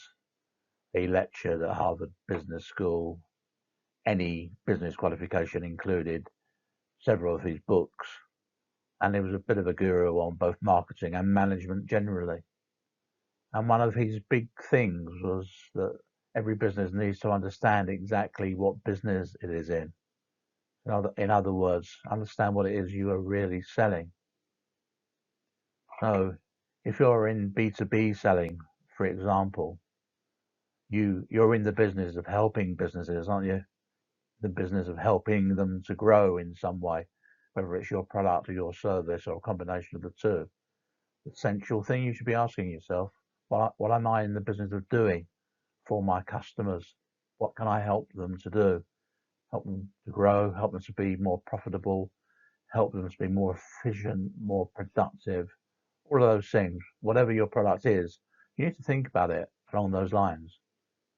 And if you're in the consumer-facing business, what's the value you add to individuals themselves, their relations, their friends? What business are you actually in? A couple of examples always like to show. There was this lovely quote from Harley Davidson, the executive. There you go. What we sell is the ability for a 43-year-old accountant to dress in black leather, ride through small towns and have people be afraid of them. And Charles Revson, the founder of Revlon, you may recognize his name.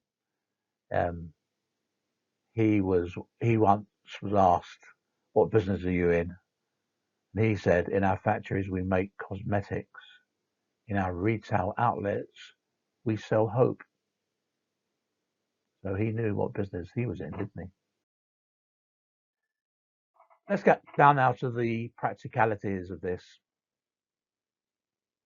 I'm going to introduce you to a framework for defining your sales propositions. And when you think about it, it's to do with saying, okay, we know what the features and advantages of our products and services are, but how can we make sure that they align with customers' needs and wants that they have? How can we do that? In other words, how can we develop those needs? And this is how we do it. In general, and certainly in a pre-call plan before each sales call, and I'll be providing you with a download of a pre-call planning template that you can use. We need to plan the questions to ask. How does that work? Well, we need to think about what the call objective is. If we go back to the stationery company case study, we talked about the importance of knowing what do we need to happen. What's the outcome from the call? What's the customer commitment that we want by the end of that call? And based on achieving that, what are we up against? So who are we competing with? Or maybe we're competing with them just doing nothing. Whatever that competition is, be aware of that. Because what we really want to focus in on are the relevant features and advantages and indeed proofs of our product, which tie in with those objectives so that we can then work out the customer issues we want to identify. So they are the dynamics of it, what we're trying to achieve, who or what are we competing with, what are the relevant features and advantages in relation to what we know so far about the customer issues that we want to find out about. That's what we need to anticipate. That's stage one. Stage two. If we know the needs and wants we're seeking to find, we can then work out the progressive questions that we need to ask to identify them. There's an old Chinese proverb that the answers you want to find are in the questions you intend to ask. One of my favorites, that one. And that's what this is about. You know the needs and wants you want to establish, so you need to work out the progressive questions. The thing about that is you might end up with 30 or 40 questions. 30 or 40 progressive questions, which all need to be built into the conversation. So you can't just kind of bundle those all together. They need organizing. And as we said during the funnel technique section module, there might be perhaps 3 or 4 funnels where we organize those progressive questions. We group the questions into broad funnel areas, and then we list those broad open questions in the proposed sequence. So we should go into the call, you'll be seeing this on the pre-call planning template, with those 4 or 5 questions in order. So we've got our questions are based on defining needs and wants for our features and advantages so that we've got benefits. And we've got additional questions, additional funnels around understanding the decision-making process, perhaps budgets, and perhaps the competition as well. So that's our pre-call plan driven by the funnel process. In practical terms, the template that I'm showing you here as an example, which is also available as a download, including an empty template. Simple structure. Little spreadsheet here, features, advantages, proofs, then what the anticipated benefits are going to be, and then the progressive questions we want to ask or need to ask to define needs and wants for those particular features and advantages. So a little simple example we've given, I think anybody can relate to a mountain bike. So a feature of a mountain bike is big hardened rubber tires, those big chunky tires. And the advantage of those things is they are puncture proof or very difficult to puncture. They are long lasting. They grip well on all surfaces. Also pretty tasty to look at as well. We've got some proofs there, specification sheets, test results, skid tests, demonstration. And in turn, if you look at puncture proof, the anticipated benefit is there's no hassle with punctures. So one of the progressive questions is, what are your past experiences of past punctures? We need to understand that. We need to understand the pain of that through asking questions, those questions. Second one, no need to replace tires regularly, saving cost and time. How long do you expect a tire to last? One of the progressive questions. Grips well on all surfaces. You have the ability to ride safely almost anywhere. Where will you be riding? We need to find that out. Won't go through all of them. You can see how it works. And you need to work that out. Work that out for your products and services. You can't list all the progressive questions because they are conversational. But you can think about those kind of mid-funnel progressive questions which will lead you to the broad open question and a kind of conversation that you need to have. So I urge you to download those in the download area and get working on that. Hello, and welcome to Module 6.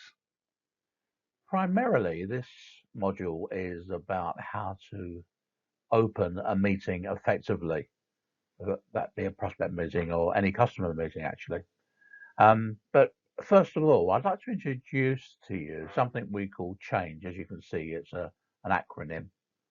And really what it refers back to is, we talked about the 8 criteria for an effective sales visit, which is quite difficult to remember. And hopefully the change structure is a bit easier to remember in terms of following all the required steps. So let's have a look at it.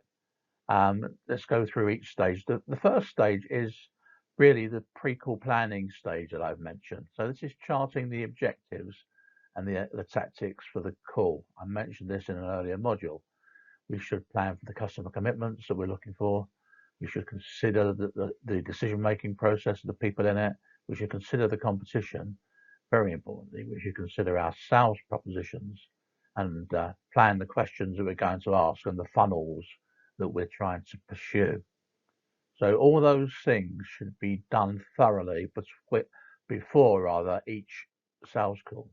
Now, it could be that some of them are highly tailored to a situation, if you like, a high value sales situation. They may be fairly standard for your business, and it may actually be a very similar plan, pre-call plan for almost every call that you do. But there should be a plan. The next step in the structure is the opening of the meeting, which we're going to major on during this particular module. So this is handle and position the opening of the call. And really, that's all about getting in control and being confident during the opening few minutes, really, of the call. And working down the change structure, you'll recognize this. It's ask the questions that define needs and wants for your sales propositions. Note the answers to the questions and summarize the key issues back to the customer. Then gain the customer's acceptance that you've fully understood the issue. So in other words, That's about funneling, isn't it? So the A, the N, and the G is funnel technique. A bit which we are going to come on to in the next module is presenting our solution. So that's where we're emphasizing the benefits of our solution and gaining the customer's commitment to the next stage. So there's an overall structure for each sales conversation that we have. But let's now talk about handling and positioning the beginning of the meeting. How to open a sales conversation. I'm sure you've seen this expression before. You never get a second chance to make a good first impression. And getting it right is absolutely vital, because us humans, we do form opinions of other human beings very quickly. That part of our brain actually was a very primal part, very primitive part of our brain, which has to sum up people and things very quickly, friend or foe, as they approach the cave. So we instinctively make our mind up about people very early on, the first time we meet them. So this impression, from a sales perspective, what impression do we want to give? Might want to think about that for a moment. Meeting somebody for the first time as a prospect, or even people we're meeting lots of times over in terms of existing relationships. What's that impression that we want to give?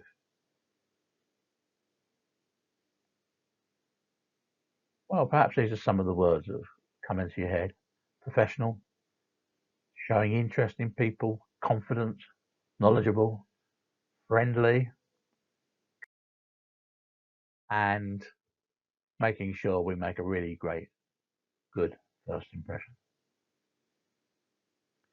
There's a video here, which I suppose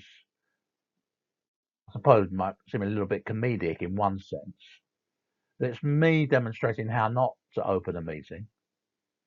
But in actual fact, even though it might be a bit funny, there's nothing in this video, nothing in this demonstration that we haven't seen in the real world many times over when we've seen salespeople operating. So look what goes on here. We've got a salesperson from a burglar alarm company, a physical and electronic security burglar alarm company, visiting a prospect for the first time.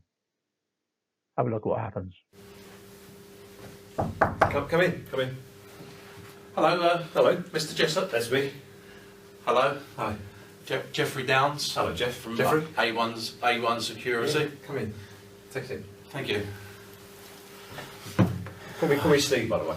Steve. Yeah, Mr. Steve. Jessup makes me Okay. feel old. Okay. Jeff's okay Okay. with me. Jeff. What are they doing with that road? I don't know. It's crazy, isn't it? I I know. allowed plenty of time to get here. I've ended up being late. Yeah. I had loads of time I allowed, and then those roadworks on the motorway there, awful. But I know. it's Nuisance, isn't it? Oh, it really is. I get caught in that regularly. Do you? Yeah, it's a real nuisance. Yeah. Anyway, I suppose you've got the old golf for the weekend. I just noticing the golf trophy up there. It's not my office. I don't play golf. Oh, don't you? No. Oh, right. Okay. Yeah. Sorry. I'm not a golfer. Aren't you? Oh, I am. Oh, are you? Yeah. I'm afraid I'm not. No. Yeah. I'm playing off of 18 these days, actually. That's a handicap, is it? Yeah. That's you don't know about golf? No, don't play it at all. No. Okay. No. Yeah. Well, 18 is basically it means you go in. Say par is 72. You're expected to go in 18 shots above that, so go round in 90. sort of 90 shots, so you know, under par, Right. over par, and you have like point systems and that sort of thing. Never followed it. Sorry. So anyway, thanks very much for sparing me your time today. It's okay. What I wanted to do is I'm new to the area, new to the region. Your organisation is on our CRM system. Oh, yeah. Are you familiar with CRM? Yep. It's customer relationship management. Yep. Yep. We have one too. And got you, Mr. Stephen Jessup, Chief Operating Officer. And I wanted to really come in, put face to the name, and introduce A1 Security and what we do. Okay. Is that all right? Yeah. So what I thought was, if I can just walk you through our product range, perhaps starting with these latest gizmos. Right. Yeah. You know, a lot of companies are finding these gadgets these days, from remote CCTV, absolutely fantastic. Yeah. Yeah. Just sort of complementing their sort of man guarding and Yeah. and stuff like that. Seen them before. As well as all the you know, the various sort of movement detectors and things, Yes. stuff like that. Yeah. Well. Okay.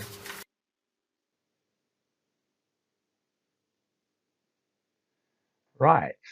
Well, probably made some notes there of what you think went wrong. Not in some ways not difficult to see, but in other ways there are things that people regularly do, making, you know, similar mistakes. So what we need to do is find out the 6 steps for getting it right. And perhaps what was going on in that video demonstration was all the mistakes with small talk about, you know, playing golf, and the guy didn't even play golf, getting immediately into the pitch, customer not being engaged, not being interested. How can we avoid that? Well, we call this the 6 steps for getting it right. So here, if we watch the video, you will see the steps being taken as the video progresses. Let's have a look. Thanks very much, Shirley, and thank you for the map as well. I found it no problem at all. Cheers.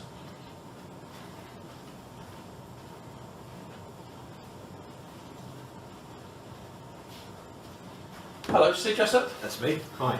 Hi, it's Jeff Downs from A1 Security. Hello, Jeff. Thanks, Steve. Thank you very much. Perhaps I can kick off, Steve, by giving you one of my business cards. Have you got one handy at all? Yeah. Fantastic. Thank you. Everyone seems to be calling you Steve, but do you prefer Steve or Stephen? Steve's fine. Okay. No, Steve's better, actually. All right. Can I just check, Steve, how you fixed for time today? About half an hour or so. About half an hour. Is that all right? So, by about finishing off at about 5:10 approximately. Then. That's fine. Okay, great. Just as a potential kick-off for our meeting today, can I just ask what you already know about A1 Security? Well, a fantastic amount. I know you're quite strong in this area. We've not used you before, but your reputation's quite good. So I understand you're a mainstream alarm security business with a decent presence in this part of the UK. Yeah, that's pretty accurate, actually. Would you like me just to spend a minute and a half just painting the picture a little more, just to position the organisation a little Very bit useful, more, thank you. Yeah. without, you know, any flag waving or pitching, but just to position A1, a position in the marketplace. As you say, our organisation is regionally focused. We are in both the domestic market, particularly the higher end domestic market, and the division that I represent, which is the business-to-business arm of the business. Our focus as far as business is concerned is to work with our clients to provide them with electronic security in order to protect their people, their property, and at the end of the day, commercially protect their profits, and ensure that they're able to work on their business, grow the business, without having to worry about the threat of security problems, or indeed the threat of distractions if security systems go wrong. Right. In fact, in many ways, the best security system is one that's, you know, never used and never doesn't cause any problems. Right. Ironically, perhaps. So, with that in mind, our setup based in Melchester, is around providing advice and solutions, which is part of my job as a security consultant. It's also around, of course, the technology. You wouldn't be in the security business if you didn't have the technology to deliver it. It's almost a given. But crucially, on the service delivery side of things, we work very hard at making sure we provide what I sometimes call the humanware to be able to deliver both service and maintenance, so that the system, doesn't go into fault mode or unnecessary distractions from that point of view. And also from a response point of view, that if your system is being used in anger, that it delivers an appropriate person to your door to actually deal with it. Right. In terms of police and response teams. Right. So our operation is focused in those areas to ensure that in the end you can get on with your business without worrying about security. Okay. Does that give you enough? Yeah, that makes sense. For the All adds up. Good, we're comfortable with that. Okay. In terms of today's meeting, as I mentioned on the telephone, really sorry, it's an exploratory discussion. Yes. For me to find out more about your own organisation, your business, what you're trying to achieve, and of course how security fits in with that. For you perhaps to gain a little more insight in how we might help you with that from a security point of view.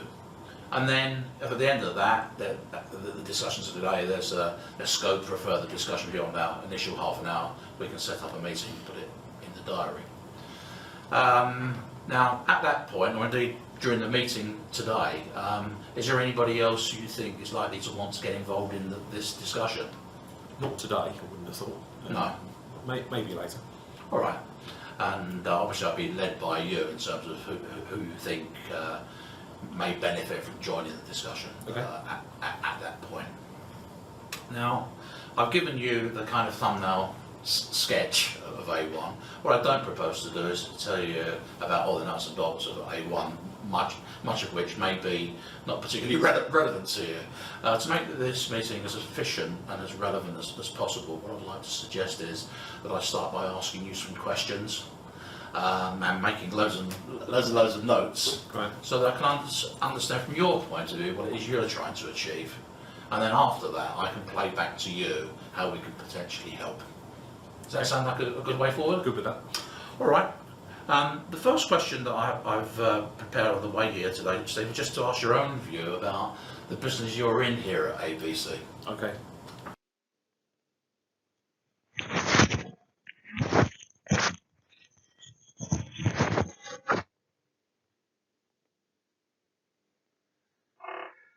So, as you can see there, Steve went through a number of steps, starting with swapping business cards. In fact, before that, I say Steve, it was actually me doing that.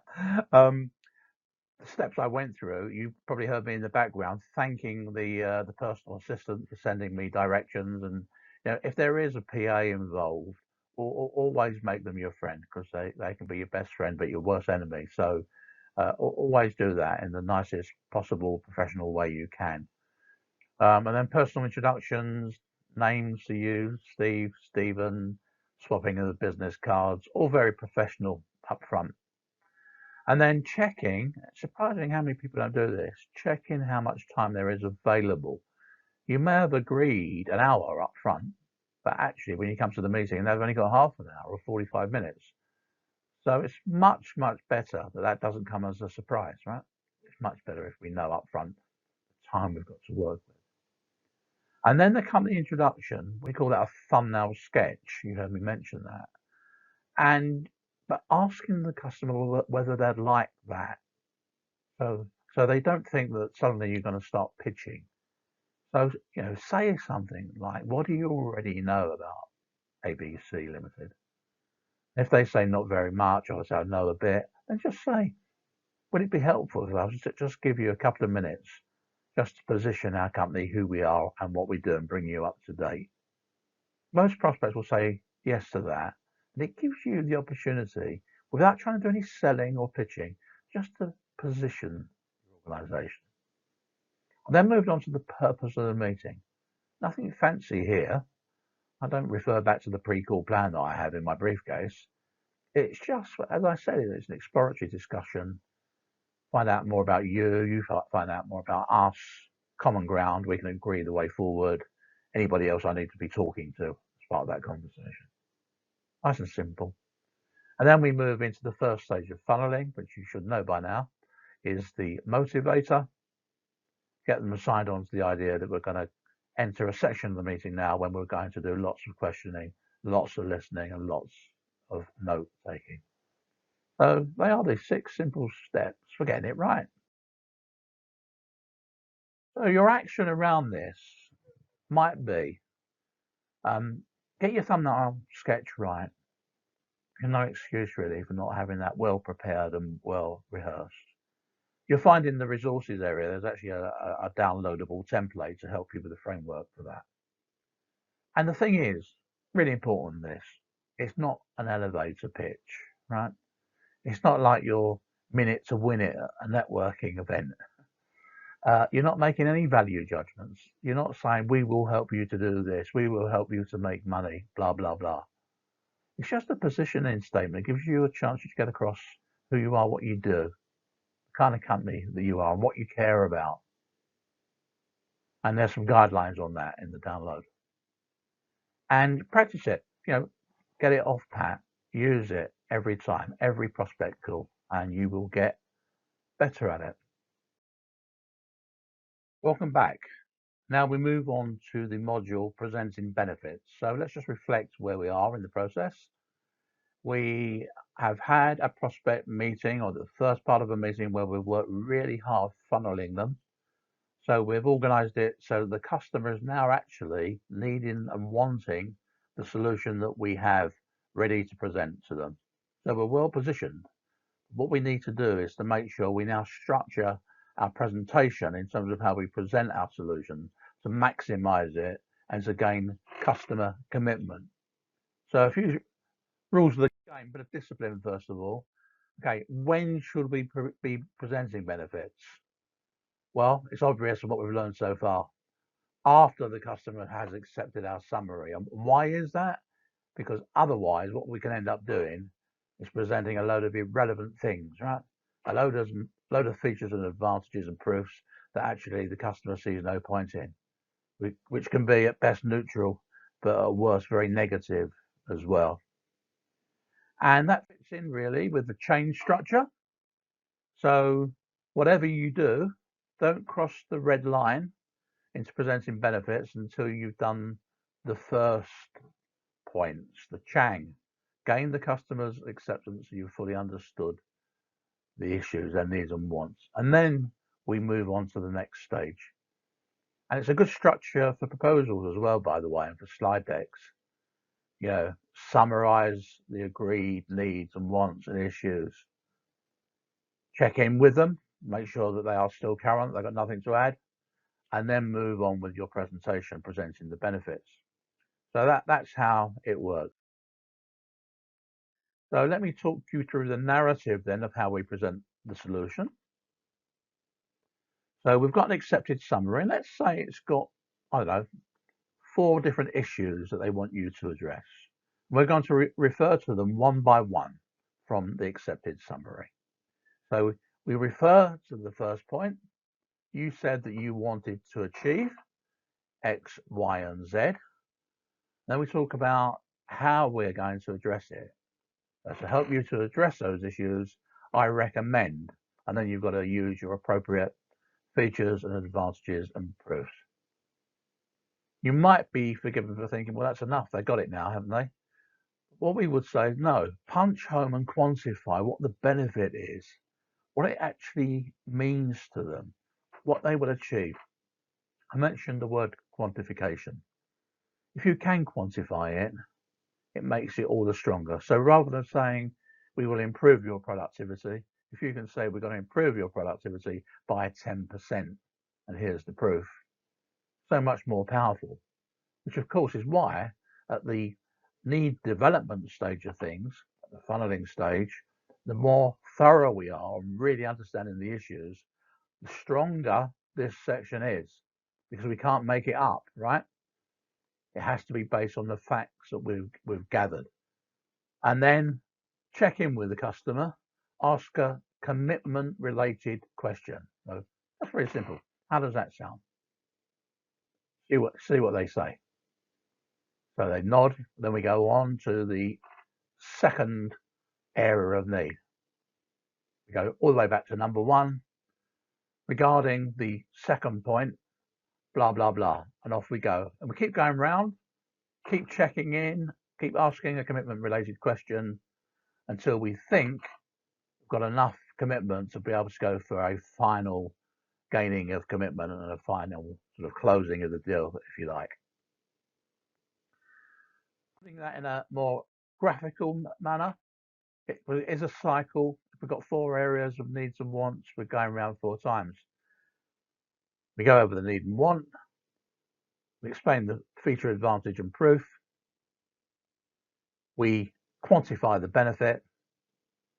When we check in, how does that sound? And that's it. That's what we need to do. Or do we? Somebody else has come up here.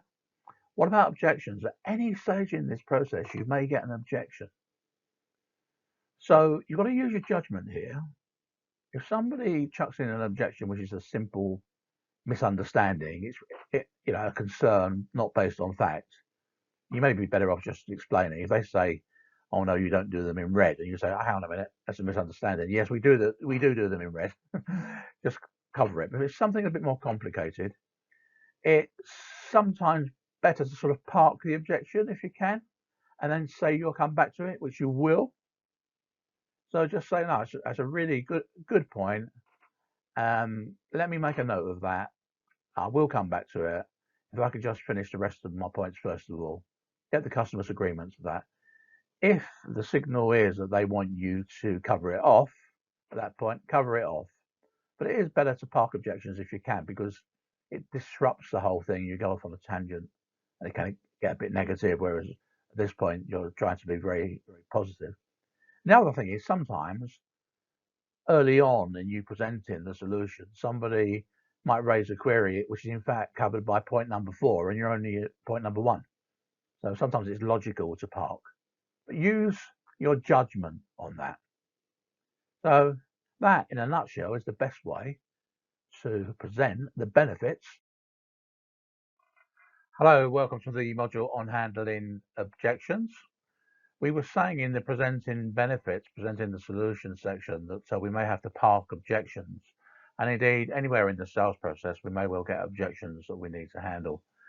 So in this section, we're going to learn about some of the sort of psychology behind objections and why we get them, positive reasons as well as negative reasons.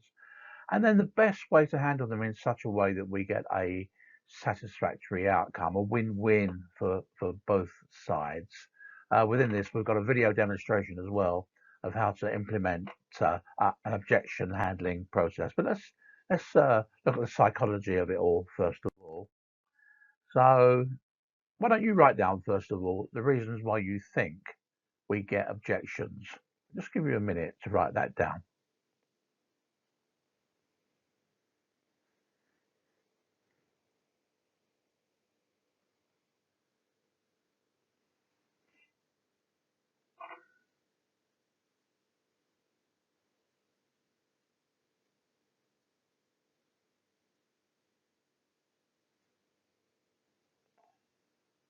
Right, so you've had a chance to perhaps write down a few ideas. If you need a bit longer, just stop the video for a while. So there are some sort of core reasons, fundamental reasons really, why objections or concerns come along. Sometimes they're just misunderstandings. Either you haven't communicated it properly or the customer's got a misunderstanding of some sort. And actually, it's not really an objection. It just needs some explanation. That's fairly straightforward. Sometimes an objection is actually to do with lack of proof. It's where somebody doesn't quite believe what you're telling them. So they can see that it's a good idea and they can see how it might work, but they're not sure if it will work. So that's an underlying reason sometimes. Sometimes there's actually a mismatch. So we talked earlier on in this program about the whys and the why nots, and sometimes there is a why not, probably several why nots. But as we were saying, it's a question of outweighing the why nots with the whys, with the extra benefits, in other words. So that's another core reason. There's some other reasons as well, which are quite interesting. It might just be biotactics. So sometimes, people in the buying position, they're trained on how to do buying. They learn how to negotiate. So they give you a hard time. So just chuck a load of objections at you and see how you react. Sometimes it's because they're not really the decision maker. They won't admit to it. They won't tell you that actually it has to be signed off. So they just give you a load of objections which are not really true. It's just really a tactic because they're not allowed to make the decision. But more positively, and I'll just switch my face off there for a moment, it shows they're interested. It's actually a buying signal. And you think about it. You think about the conversations that you've had, the sales conversations you've had, where there's been no objections, but there's been no sale either. There's been no order. So usually a good sales conversation does actually show people are actually interested. So in that sense, we should really welcome objections. Now, psychologically, because we're human, how we might react to objections is we might get angry, might be defensive, yes, but this, yes, but that. Inside, our blood might be boiling. We may even let that show and show aggression, or we may go the other way and feel quite down about the whole thing and feel depressed. Clearly, that's not good. So what we should be doing is we should stay calm. We should be professional at all times. And actually, we should welcome objections because they are a buying signal. But furthermore, there's only one objection to fear. That's the one you don't know about. Think about it. One objection to fear. The one you don't know about. Because you can't do anything about those at all. So it's important that we draw out any hidden objections. A few tips for doing that. Teasing out that hidden objection, uncovering it. So you might just say, oh, you seem to have gone a little bit quiet, Mr. or Mrs. Customer. You're looking a little bit skeptical, we might say. Is there something I've mentioned that doesn't quite stack up for you? Draw them out. Is all this making sense? Is there anything in my proposal that doesn't cover what you're looking for? These are all ways of drawing out the hidden objection, and we should, because we can't handle the objection we don't know anything about. Alternatively, all else fails, just try to get them to go ahead. And if there's something on their mind, you'll force them into a position whereby they have to tell you what the issue is. That's another way of doing it.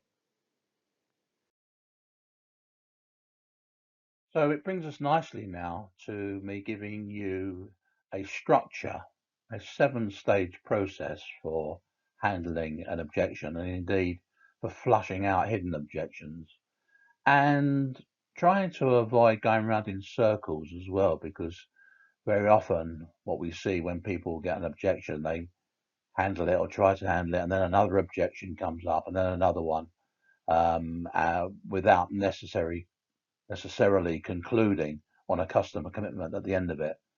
So the structure that I'm about to demonstrate to you is not a kind of panacea for handling every single objection you get, but it does maximize the opportunity. So the scenario here is I'm talking to Leslie. Leslie is thinking about joining my leisure club, where I'm the membership manager, and I'm trying to get her to sign up to become a member, and she's got a couple of concerns. And this is an example of how I can use the objection handling process to gain her commitment. What I'll do as the conversation progresses, I will slowly reveal the stage that we're at as we run through the process. So we've got a conversation, Leslie, about membership. I've got the paperwork here. Why don't we get that done, and then you can be in the gym, in the swimming pool as soon as possible. Well, I'm not quite ready to sign up yet. You're not. No. What's the problem? Well, I'm just thinking about time. But it's quite a lot of money, and whether I'll have time to make good use of it. Right. So why is that? What is it about finding the time? Well, just because I'm busy, I run a business, and most of my time is with clients. So, much as I'd like to think that I'll go to the gym, I'm not sure whether I will actually get there. Right. So you're not sure with your busy schedule with clients whether you're going to be able to utilise it to make it sort of make sense for you, Yeah. time-wise. Yeah. And that's obviously an issue for you. Is there anything else that's on your mind that might sort of stop you from joining? Well, I was having a look at the schedule because one of the reasons that I would join is using the swimming pool. I like swimming, find it very relaxing. But when I looked at your schedule, I can see that there's quite a lot of the time, most of the time, in fact, when you do allow children in the pool. That doesn't really work for me. If I'm going to go swimming, I want to do it in a relaxed atmosphere, not with children jumping around all over the place. Right, so you're concerned about it being sort of noisy and just not very comfortable from your point of view. Yeah. Can I just ask, typically, what time of day would you want to go to the swimming pool? Well, probably during the week it would be first thing in the morning, so I don't know, about 8:30, 9 o'clock time. But at weekends really, Saturday morning. So by the time we get up and get ready and go down there, it'd probably be 11, 12 o'clock on a Saturday. For a nice relaxed swim, sit in the steam room or the jacuzzi. That's the kind of thing that I'm looking for. Okay. So there's two things on your mind. There's that one to do with kids being in the pool, and there's whether you're going to be able to utilise the club generally because of your busy work schedule. Yeah. Anything else at all?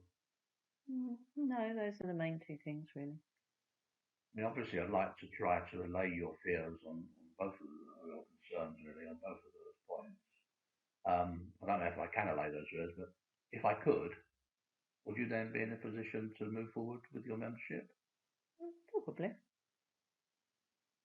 Let me give you some feedback then. I mean, first of all, on the time side, if we go back to our earlier discussion and goals, we're talking about you wanted to lose weight, you wanted to be fitter for going out golfing and cycling. Mm-hmm. And in fact, one of the things you said you wanted to do was to relieve stress and get the work-life balance back in check. So I know time is always a challenge, but if you want to do it enough, if you're motivated enough to achieve goals, you will make the time. And in fact, it's a way of making you accountable for doing that. It will give you the discipline. If you know you're paying a membership, you'll make sure you utilise it. So in that sense, it's quite a good thing to be accountable for. Does that put your mind at rest on that one? Do you think you could rise to the occasion? I'd like to think I can. Yeah. Yeah. That needs a bit of discipline and thinking through, really. The other thing on the kids side of things, you're right. There are times when we do allow children in the pool because we've got a lot of family members. I think it's a question of if you look carefully at the schedule, you look at the schedule in front of us now. You can see, in fact, it's around about 60% of the time in total, it is child-free. So it does mean you, particularly in the morning session, but also if you choose your time on a Saturday carefully as well, Saturday and Sunday, it will mean you will have to go in there and be sure there's not other screaming kids everywhere.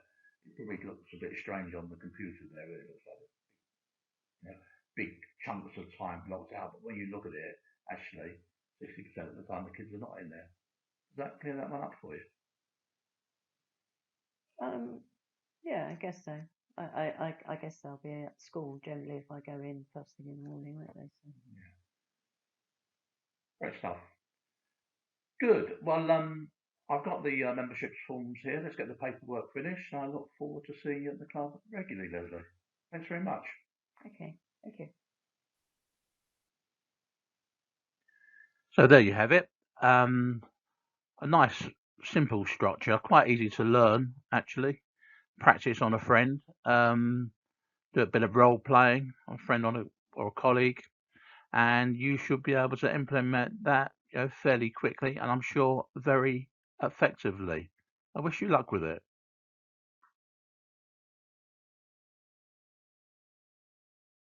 Now, finally, we come on to our objection obliteration tool.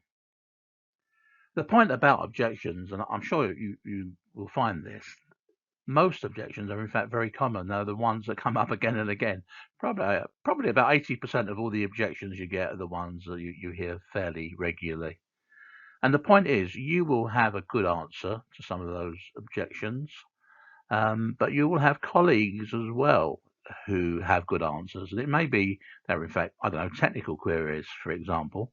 There's probably somebody in the technical area of your business who can give you the best possible answer. So the point about this tool, and you can download it from the resources vault, you'll see that the template is in there. The idea is to get people together, people who have got experience of answering these sorts of concerns and questions and objections, and share best practice, because somebody will have the best possible answer. So it's a very simple exercise to do. I know there will be new objections that come up from time to time as well, so you need to review it from time to time. But in the main, it's a great way of making sure that you help each other to overcome as many objections as possible. And we now come on to the penultimate module, the last main module, really, and it's about price handling. And it's a fantastic module because really it pulls everything together in relation to the things we've been learning about in terms of added value selling. So do you remember we talked right at the beginning about what it takes to be an added value seller rather than somebody who sells on price, and how world-class salespeople know how to sell value. So think about what your attitude is towards price. To what degree you get told, no, you're not getting the business because you're not the lowest price, and to what degree you get battered with that every day. So depending on where you are with this section could really help you to feel really confident about selling your products and services at a higher price than the competition. And that's the aim. So we're going to talk about the psychology of price handling, and then move on to some of the practicalities of it and give you some really fantastic structures to help you when you come to handling price with your customers and prospects. So let's get. So I guess the first thing to think about, for you to think about, is to what degree price is an issue in your market. And as I said a moment ago, how often you get told, no, you're not going to get the business because you haven't got the lowest price. And the problem with that is that if we hear it often enough, we start to believe it. We start to believe what the customer is saying rather than having a belief in the value of what we're selling. And we have to be careful of that, because the first point is that if you think you are too expensive, you probably will be. Or as somebody once put the same idea to me, he said, if you look like a victim, you will probably get mugged. So it's very important that you don't believe the customer's propaganda. You need absolute belief in your value and your pricing, and then you've got a chance of actually selling that value. If you don't believe it, if you don't believe in it, that will be spotted almost at a chemical level by your prospects and customers, and you will have problems. So please have absolute belief in what it is you're selling in terms of the price. Now, of course, if customers can't see any extra value, they'll beat you up on price. If their perception is that actually it's a level playing field, they're comparing apples with apples, the only thing they've got left to play with is whether your price is the cheapest or not. But think about in your own personal lives. Do you always buy the cheapest thing? Are you wearing the cheapest shoes? Are you wearing the cheapest jeans? Do you even always buy the cheapest petrol, no matter what? Would you drive another 20 miles to get the cheaper petrol? Would you go into a service station where it's, a couple of pence a litre cheaper, but they're very rude and give you poor service? Or there's always long queues and you're in a hurry? Because the fact is, we don't really buy on price. Nobody does. Not in their personal lives. They don't suddenly change at work either into people that are buying on price. And I know you'll be saying, oh yeah, but these buyers, these procurement guys, they put tenders out. Yeah, that's only because the suppliers are allowing them to do that. If in that specification, in that tender, in that request for proposal, is actually an inferior, cheaper specification, well, that's all they know, right? So who has to take responsibility for that? We do. We have to make sure that by the time we get to a tendering situation, if that's the way business is done in your particular sector, you need to have influenced the specification. Otherwise, all you're left with is the price. But that's the nice thing about selling. It's about perceived value. It's back to the whys and the why nots. If a why not is the price, the really wonderful thing is that what we're dealing with, because it's human beings, at least for the time being, in the main, it's not artificial intelligence or machines creating perception, it's actually human beings. But even then, the machines have to be programmed, right? So that's a great thing. That's the profession that we're all in affecting people's perception. And in a workshop environment, we do a number of perception exercises. For example, what's a high salary? What's a heavy smoker? What's an expensive house? What's an expensive watch? And I guarantee you, if we've got 10 people, we often get 10, 15, 20-fold differences in the perception of the answers to those questions. It's all about perception. That's our profession.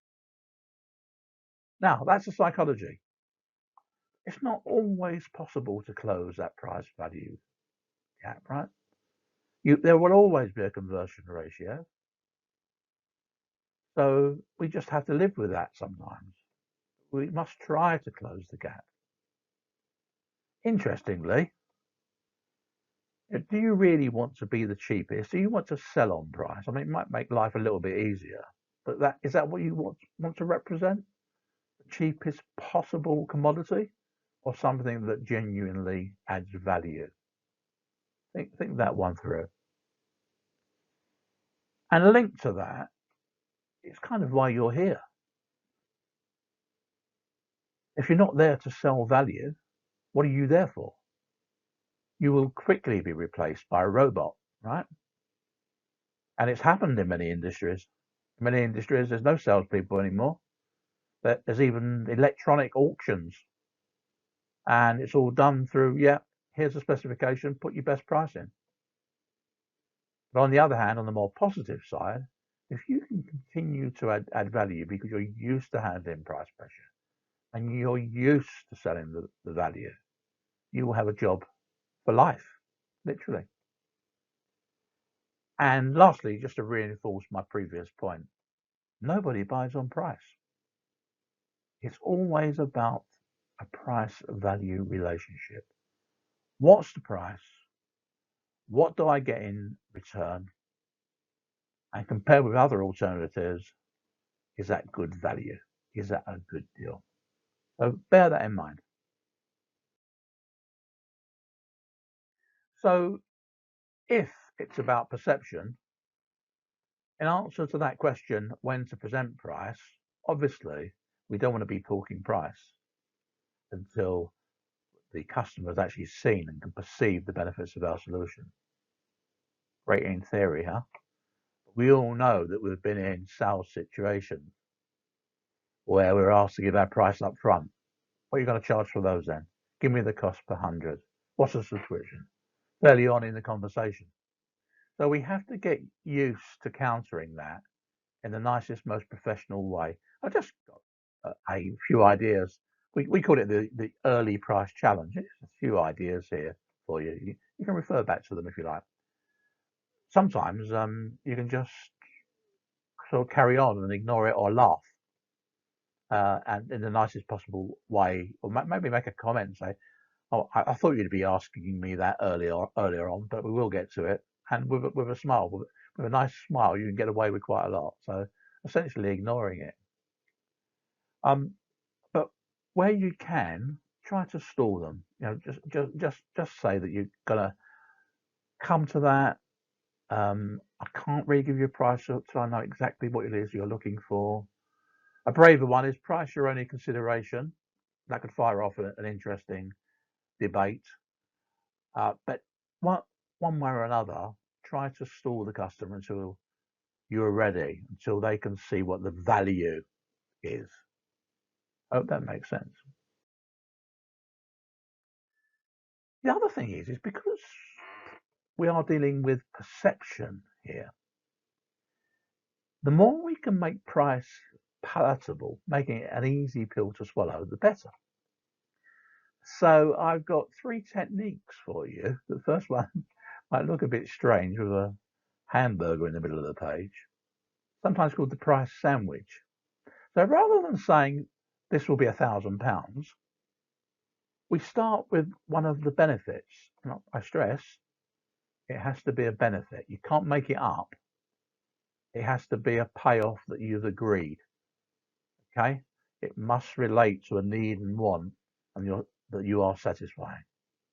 You've agreed earlier on in the process. So mention one of those benefits and then talk about the price. To give them that, it's going to be £1,000. 1,000. Actually, 1,000 is better than £1,000. 1,000. And if you like, finish off with a benefit as well. So as well as giving you that, it also gives you that in addition. They must be benefits, though. There's a lot of people making the mistake of just chucking a load of stuff in there at this point. You can't do that. You hear people saying things like, "Oh, you get the after sales service as well. Oh, and you get me in that. That's all part of the price." Great. If they've admitted earlier, it's one of the things they're looking for. But anyway, that's one of the ways you soften the blow, right? Making it an easy pill to swallow. The second easy pill is about breaking down the price, and this is fairly straightforward. Now, not all businesses lend themselves to this, but it might be the parts of 250, labour 200, and the warranties 100. And that's rather different from what's that for 550 altogether.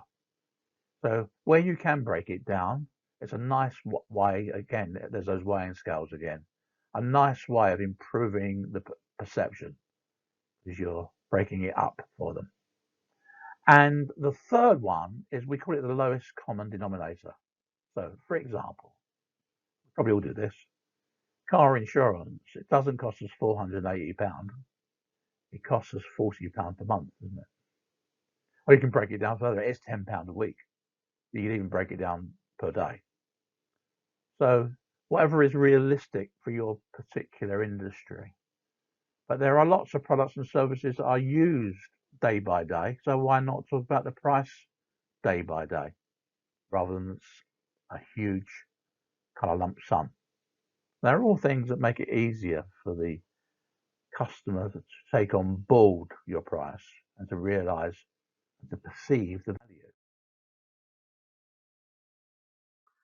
But all right, what if we get a price objection? It's another type of objection from the one that we were handling earlier. So it's when somebody says, no way can we do business at that price. And all the same things apply, don't they, in terms of the psychology and us feeling defensive and a bit upset by the whole thing. So in this 5-stage process, the first thing we need to work on is listen. Don't stop listening. We need to not get defensive and interrupt. We need to listen to what they're saying. Then start to ask a few questions around their objection. And it goes like this. Always say compared with what? When they say, no, that's much too expensive, program yourself to say, compared with what? So we want to know if we're being compared with a different method, or maybe with a direct competitor, but we need to know what that benchmark is. And the reason for that will become more and more obvious as I run through this with you. And then, interestingly, we need to establish what the extent of the difference is. Now be careful with this one, because some people in sales ask that question because the next thing is they're going to say, I'll see what I can do. I'll see if we can sharpen our pencil. I'll see if I can match that or what have you. A lot of insurance brokers do that, don't they? What's the premium you've been quoted? I'll see if I can match it or beat it. But that's not what we're saying here. You might say something like, look, I believe that our pricing represents good value for you, but it's my job to communicate that. So I need to know how much we're out by so I can talk about the extra value. So we have to be careful how we put that one. We do need to know. And then we can re-express the difference. So for example, if there's a £100 difference between us and the competition, we just need to concentrate on the £100. I'll come to that in a nice little diagram I'm going to show you in a moment. But we need to break it down into the difference rather than the total. And then there's no shortcut, there's no magic wand. We have to emphasize why we're worth that extra. For £100 more expensive, why? In what way does it represent good value? But let's put that in a more of a graphical setting. And this graph we call the Love Thy Competitor, rather oddly, Love Thy Competitor graph. And this is the way it works. Look, if there's the competitor's price there, whatever it is, and there's our price, what we say is, thank you very much to the competition, because if actually ours is 110 and theirs is 100, we say thank you for selling the £100 worth, right?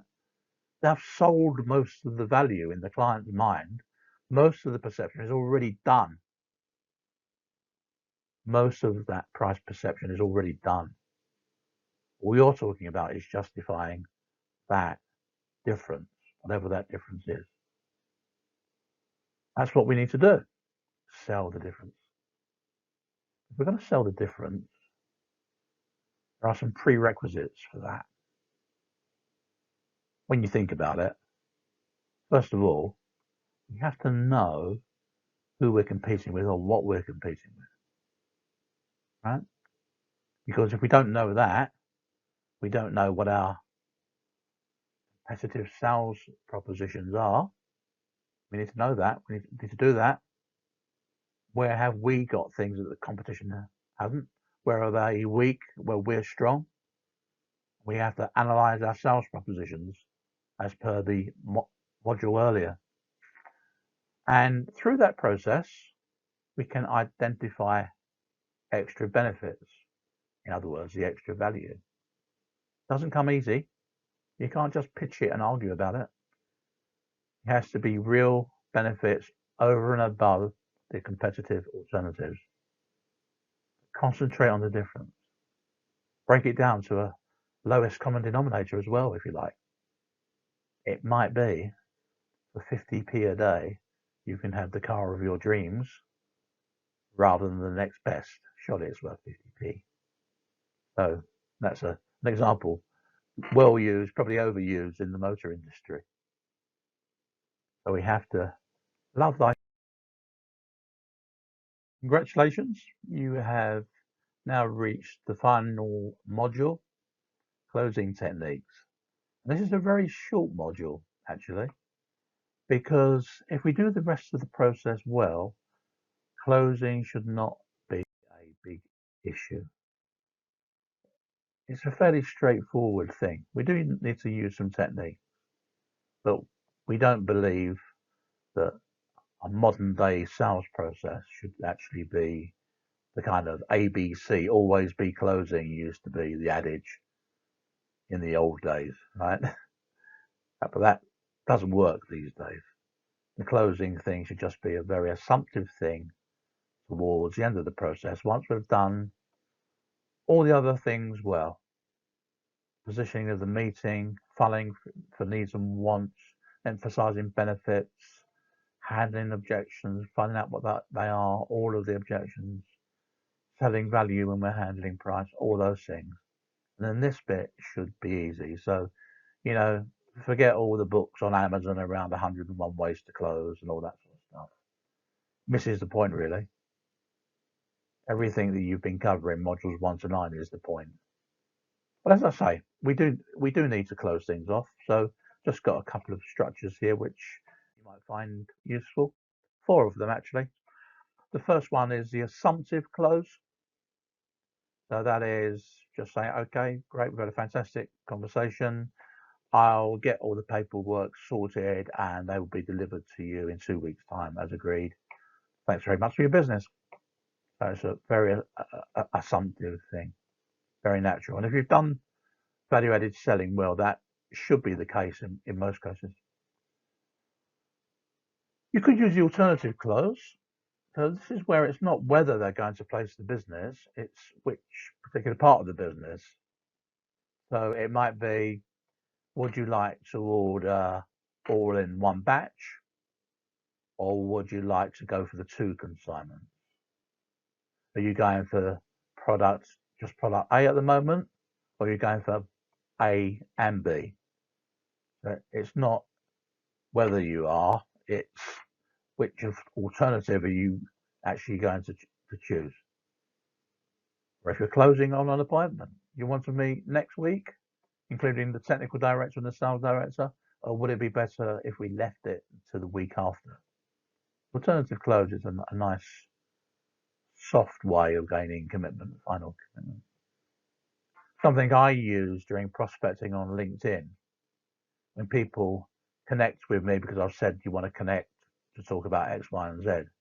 When they connect, I say to them, to send you some more information, would you prefer an email or would you prefer a telephone call? It's not like, would you like to talk to me? It's the call or it's the email. That's an alternative close. Works well. There is, of course, sometimes called the basic close, just after it. Practical conversation. Are we in a position to do business together? Or, you know, can we have your authorization number? Or can you raise the purchase order and we'll get that underway? Just asking for it, straightforward. So we've got the 3 A's so far. So yeah, you've guessed it. There is a 4th A. And the 4th A is an action close. So this is where you do something. For example, get another appointment. Oh, have you got your calendar open there? Let's get it in the diary. It's an action close. If there's maybe a query that needs sorted out, would you mind if we took time out for a minute and I'll just phone my office and talk to my boss or to our technical director? They're all examples of an action close. So it helps then, if you like, animate the process. Lots of different things I'm sure that you can think of. That's it. That's how you close. Easy. So thank you for completing the 10 modules in the Certificate of Professional Selling. Really, the 11th module is probably the most important. And that's the real world module, isn't it? It's you. It's about implementation. It's about you taking these things and work with them. It's that thing about the best way to eat an elephant. Yeah, a chunk at a time, isn't it? So do that. Take these ideas one by one. Download the resources you've bought into on this program. Use them. Draw up your sales propositions. Use pre-call plans. Use the objection obliteration tool. Get all your funnels organized. Practice. You may not get it right all the time. There's nobody watching you. And the customer won't notice one way or another. They won't notice anything negatively anyway. In fact, most likely, it'll be the opposite. That they will feel like they're in safe hands. Safe, professional hands. Because a lot of people who sit opposite their desk, virtually or in reality, are not very good at it, you know. I talked about the mediocrity. So don't be one of the mediocrity. Work on this hard and become a world-class salesperson. I wish you good luck.